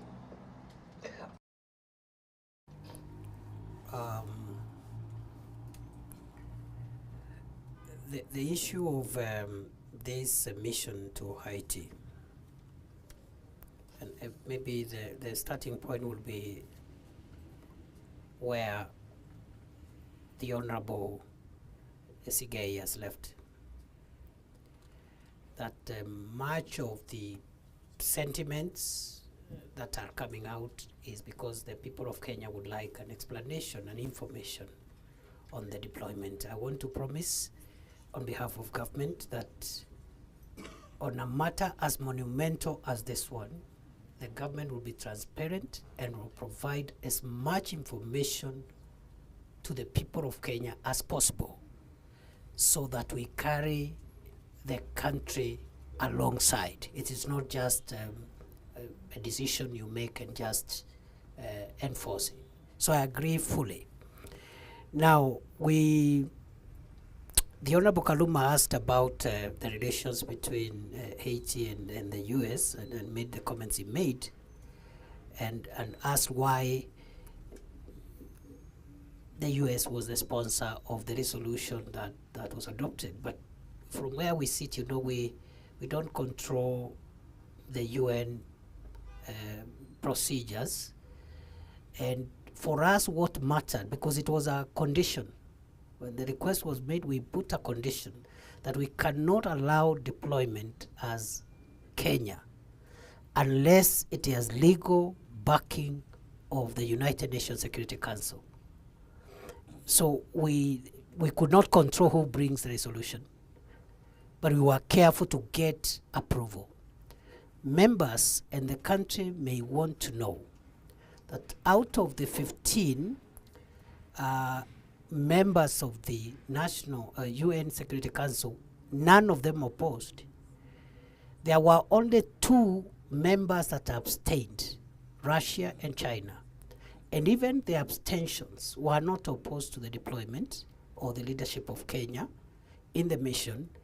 They just required, their delegations were requiring more details, which have since been provided. And members may want to know that as we speak, even the 2 members of the UN Security Council that abstained from taking the vote are supporting the mission in terms of resources and so forth. The other question was on which countries. The process is ongoing. As I said, it's still at the preliminary stage, but the countries that have offered to provide troops include Burundi, Senegal, Mauritius, Chad, Paraguay, Cuba, and Grenada as we speak. But the diplomatic engagements are ongoing.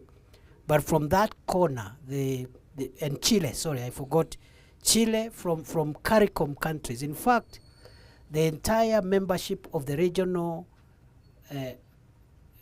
intergovernmental organization to which Haiti belongs is called CARICOM. The entire membership of CARICOM countries is in support of this mission, the neighbors of Haiti. But in terms of countries which have offered to give troops, Chile, Paraguay, Cuba, and Grenada have offered to provide troops, to give it a regional support. But the entire to give troops or police. Those are sentiments. You know, this is a deployment, and therefore troops as used in this, and I suspect why the Honorable Karuma is asking that question is because of the answer I'm about to give on the other question he asked. Let me say that they will give that number of officers. Chile, Paraguay, Grenada, Cuba have already offered to provide officers for deployment. The other question was on the use of the word forces in Article 240, paragraph 8, which I think is semantic, because we deliberately avoided using the word force just for sentimental reasons as a country, because of the experience Kenyans had, and they decided the Kenya Police Force would be called Kenya Police Service, and the reasons were given. For all intents and purposes, the organs of national security, once if I look at the organs, the deployment of organs of national security, be they KDF, NPS, or NIS, because even for the NIS, which is the most reclusive of the organs of national security, it may be necessary for national security strategic interests to do external deployment because of external and internal intelligence needs of the country.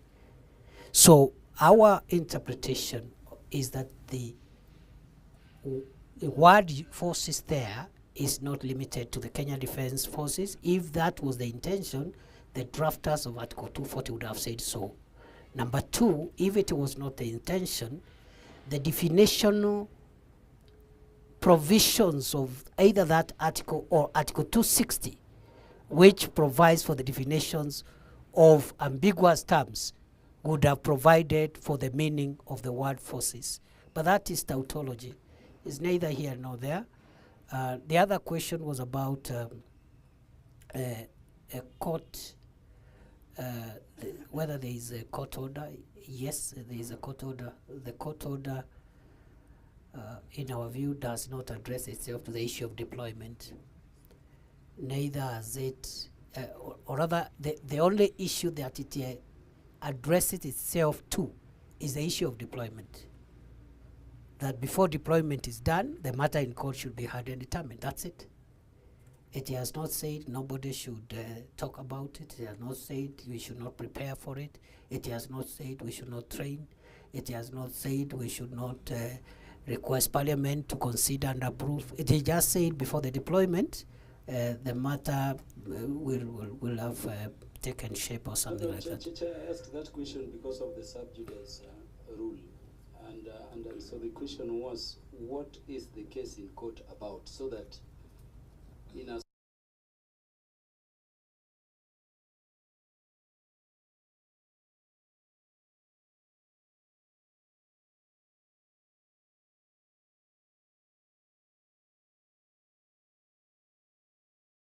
said before deployment, the matter in court should have been canvassed. That's it. Then there was the question of, again, Sondu. Up to now, 10 suspects have been arrested and are being processed for prosecution. On the question of temporary emergency, reference was made on temporary emergency.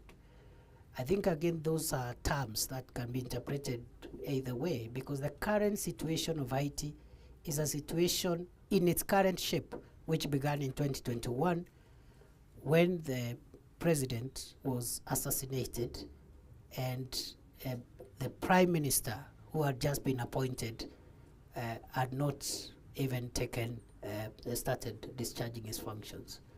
So right now, it's a temporary emergency because at the moment as we speak, even the mandate of the legislature and the government has actually lapsed. So technically, it's a country in limbo. So it's a temporary emergency, as opposed to a situation where it is the same Haiti with the gangs, with all the violence, but there is a government which is in place. The other thing is on political leaders, again on Sondu. Before I go to Sondu, there was the issue of what should have come first. Is it the commitment to deploy, or is it first the legal procedures locally? And the answer is what has happened is the right procedure. The request must first come from the international legal system to our legal system. And therefore, the commitment by the executive to deploy is within the law, in the sense that technically that commitment, of course, is made subject to the meeting of the constitutional procedures. So I see no harm. And that's why we have institutions of governance. So likewise, the National Security Council will transmit the request to Parliament, and the executive have no control on what Parliament decides. If Parliament decides on the contrary, that is an outcome of democratic processes. I see no embarrassment, no diplomatic issue there. It is part of our democracy, and we must learn to respect the democracy of our legal order which we have adopted for ourselves. The other issue is on what action has been taken on law enforcement officers who may not have acted.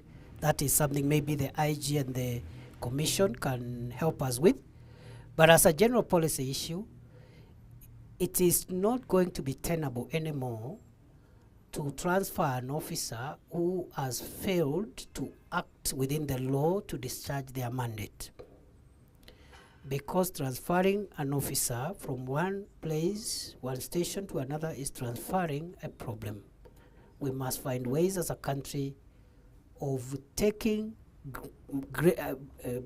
more grievous action on such people. But let me put this in context as I perhaps wind up, that Majority of the police officers in this country do a great job. I have been in the field almost in all the regions of our country. But we do have officers within our ranks who have swelled the reputation of their colleagues. And those are the ones we must address. I am a very proud security minister when I see some of the sacrifices young and talented police officers are making in the fight against terror in northern Kenya, in Lamu, in North Rift. Some of them have paid the ultimate price by losing their lives, losing their limbs in the defense of our country. We need to applaud our police officers and stand with them and their families. And it is wrong for us as a country to condemn our men and women in uniform wholesomely, because I have been there, I've seen what they go through. This weekend, we have lost an officer just here in Nairobi, and that answers the question about the risks in Haiti. Our officers, the nature of security worldwide, in any country in the world, there is an element of risk. We lose, and not just in Kenya, many countries around the world, even the safest, we end up having, perhaps the difference is in the numbers, but we all have these incidents where by bad luck, because of the nature of the work, you'll have a police officer injured or sometimes succumb to the fire of the enemy. Therefore, the DCI, for example, we had some officers doing an operation in Kasarani just this weekend, and dangerous robber who had caused a lot of mayhem around Kisii, Migori, ran away, was cornered somewhere in their own house, opened fire at officers using their family members, their wife, his wife and children.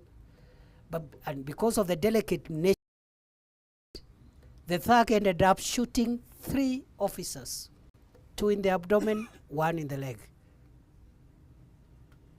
But we were fortunate he was fell down in that operation. Now the 3 officers, 1 of them was succumbed yesterday. 2 others are fighting for their life. So I have so many incidents of police officers who have done, there is no greater sacrifice. And there are many. Every year we celebrate, we commemorate the fallen heroes who have died in the line of duty.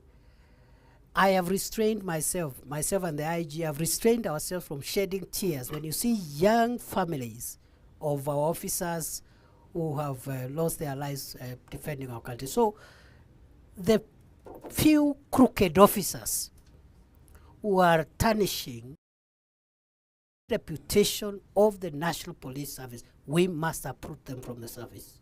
And there are no two ways about it. Reforms, we hope, will help us get there, but I admit we have a few who are getting into cahoots with criminals. And those ones, we must be very ruthless with them. And I want to leave that matter there, including those who go to open bars in areas where they have been posted, and butcheries, and marrying local wives. How do you arrest your father-in-law if you have already married from the village there and you are a law enforcement officer? So I think IG could say something and then we end it there. But we are doing our best. I know the challenges are many. A question has been asked even about Lamu, what is happening in Lamu. And Northeastern is a matter that is giving us sleepless nights, and we must get that matter under control. We'll be circulating a number of terror suspects anytime from now. We will be asking for rewards. Those people can help us apprehend those suspects. And we'll be asking those suspects to surrender to the nearest police station. And if they don't surrender, so that we process them for prosecution, we shall go and look for them. Chair, a point of just clarity, short point. Waziri, I asked whether form or administrative issue. I asked that, Chair, deliberately because for the last 25 years, we have had the police reforms going on. We have had several commissions, and I'm sure CS you have come across. But one thing that has not been addressed is action, is the administrative action to ensure that what these commissions and the procedures that are in place, including the standing operating procedures and the laws, are put in place. So even the task force currently, it's on that background I was asking that question. I would have wished you commented. Chair. Maybe I can ask that. I think is the man of that space. Thank you, sir. Thank you, Honorable Chair. I'll be very brief. Maybe as I answer the issue raised by Honorable Karuma, Kawunya, maybe on behalf of my CS, as I answered the question by Honorable Sigei, is to appreciate Honorable Sigei for the compliments, for my CS having been rated the best, and associate myself with that good performance. Now, Honorable Chair, Honorable Kawunya. Chair, Honorable Sigei was so out of order. I don't know why you didn't reprimand him. But we cannot compliment our CS before the nation. We oversight him. Alone, it's not shared compliments. Well, Honorable Chair, thank you.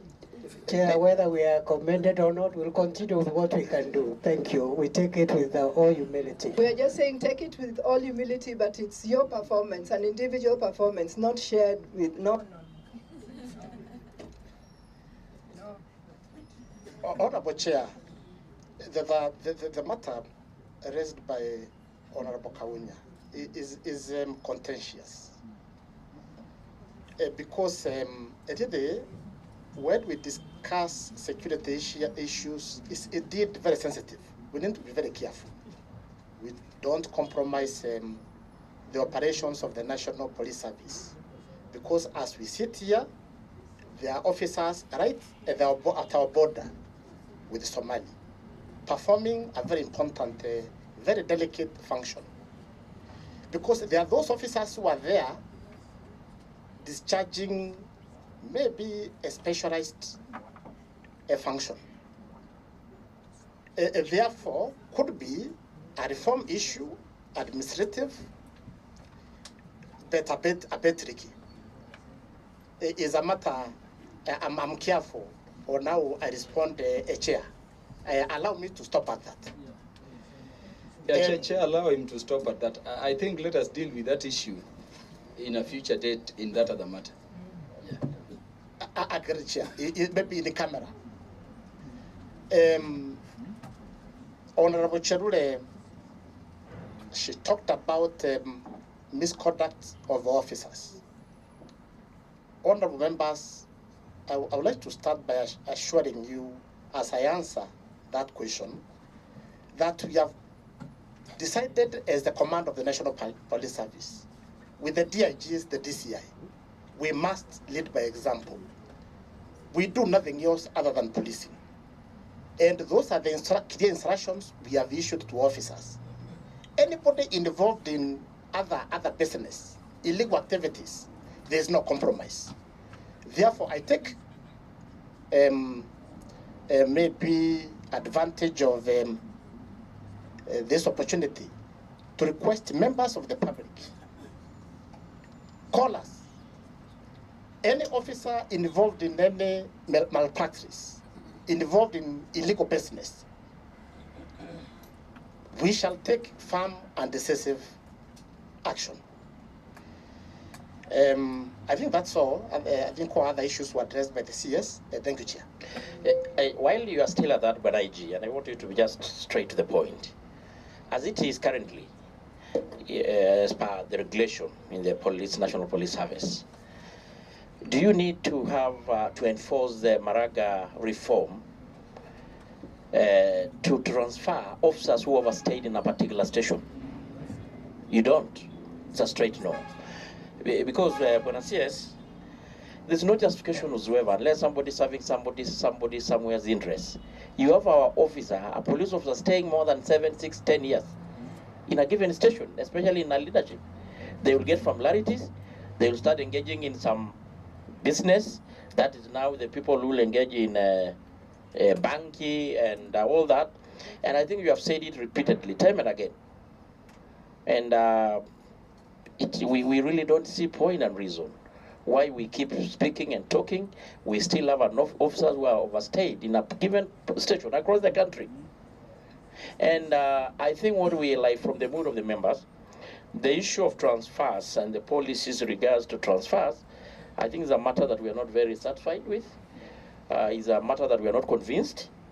And I think we'll look another time specifically to address the issue of transfers and promotion.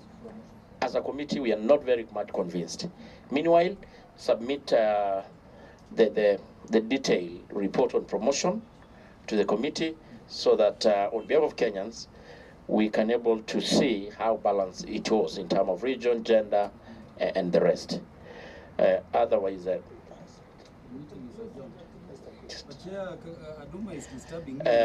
About when his questions were being answered. Kaluma, order. What is it? Order.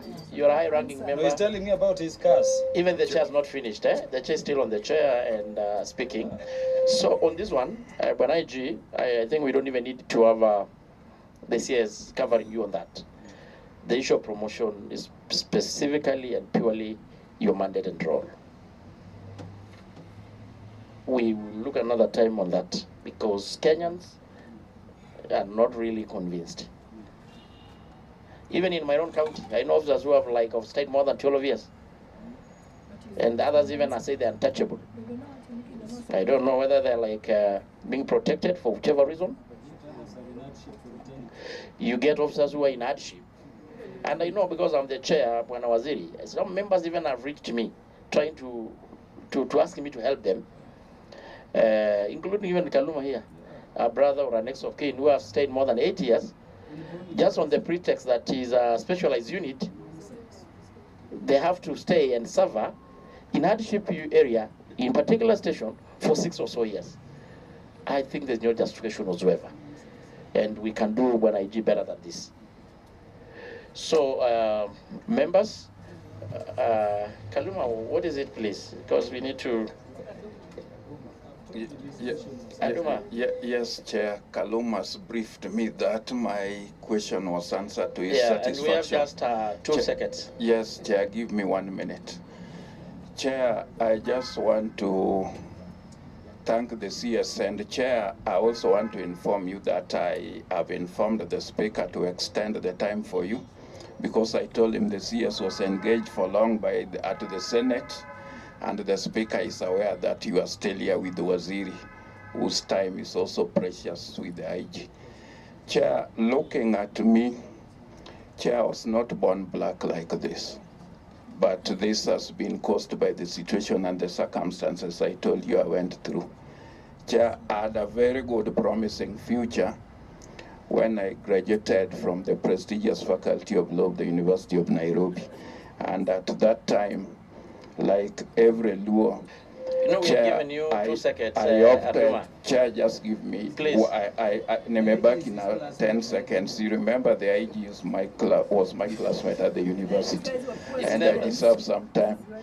Chair, when I left that time then, Chair, my first car then was a Mercedes-Benz. That was my first car in life.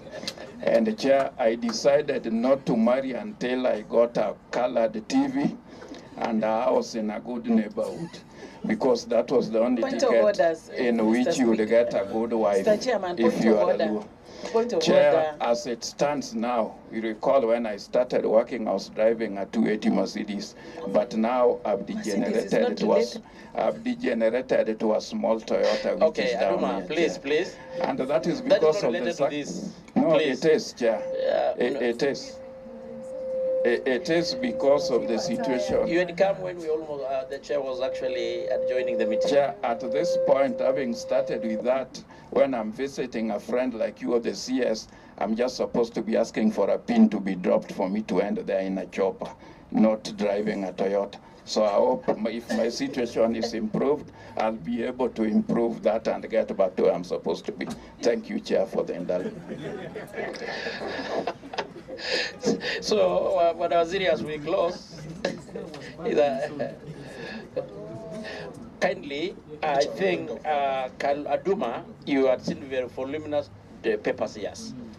I think I consider it might be important for you to have one-on-one and probably even go through this material. They may be helpful in looking into the matters addressing the Sondu border issue. So kindly, Aduma, you need to have these documents given to the CS. Yeah. Lastly, you don't need to order, Kaluma, order. You don't need, it's no response on this. We just noted that some of your submission were oral. You can kindly do some written submission on the same. I just want also to inform you that there's a letter written to your office in regards to these committee visits to Turkana, Samburu, Isiolo. Maybe have it transmitted, which has been rescheduled. But on the same note, I want also to report with a lot of joy that you know this committee is out to help you and the ministry to attain peace in the country. Out of this committee and the support from the ministry, the visit in Samburu, Laikipia, they were torn areas, prone areas, been relative peace. You must have been briefed.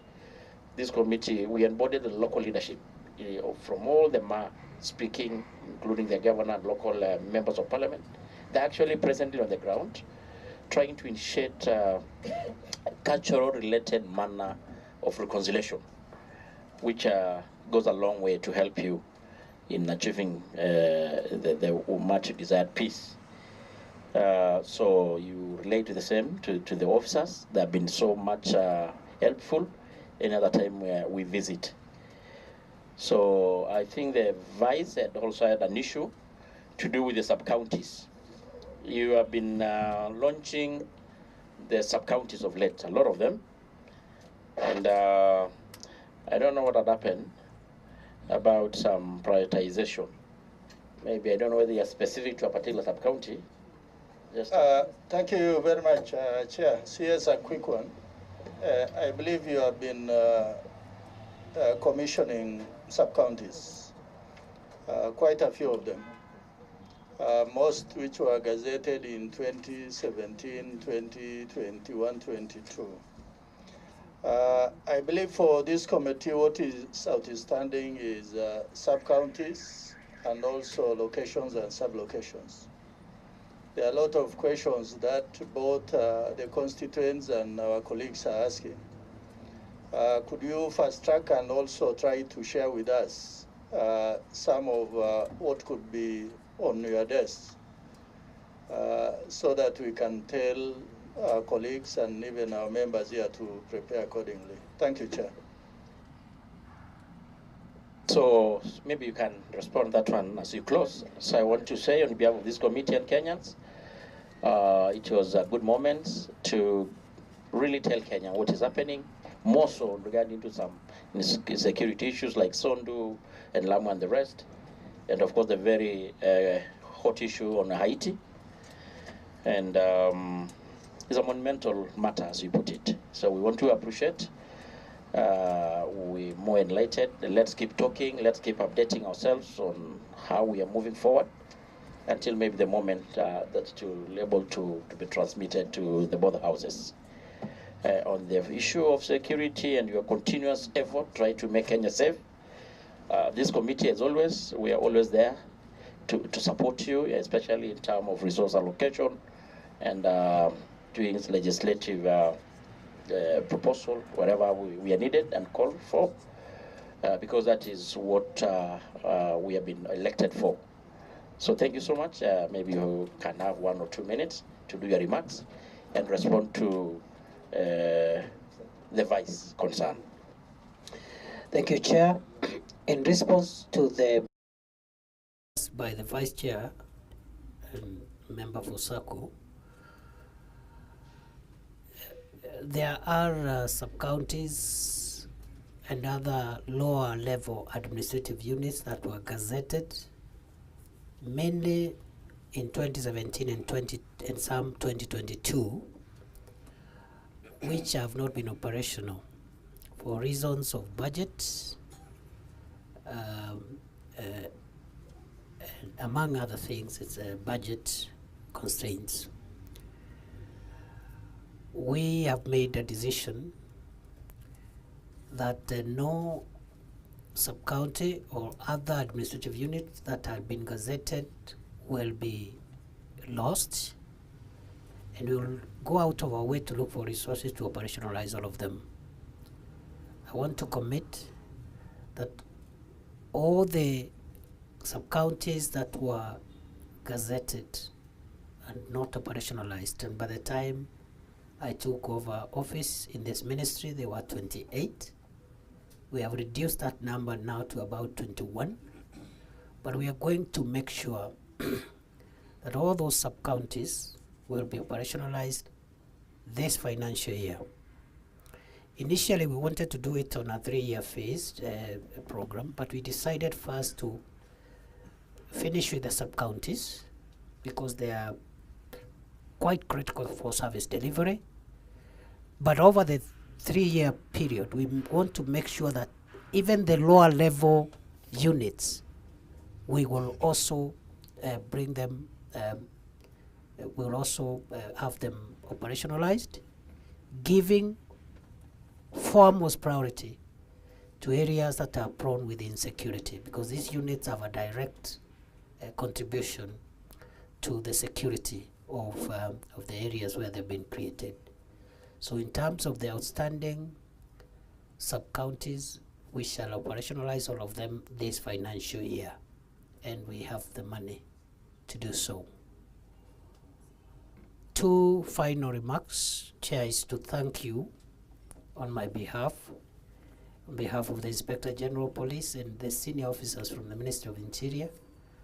We thank you for being patient with us and engaging with us. The second and last remark is to thank you, Chair, and the committee for supporting our ministry and the organs and institutions in our ministry with budget support and making a case for us. And we do take the critique that you give us as positive support so that we can improve on the services that we offer to the people of Kenya as we work together towards a secure nation. Finally, is a plea that, and I'm not saying it's happening, but you are part of our ambassadors in this sector. It's just to encourage the nation and our people that we tried and minimize politicizing security matters. And that doesn't mean we should not be criticized, but we should minimize politicization of security. We try our best to do what is good for our country and not get engaged in sectarian and political divisions. Thank you.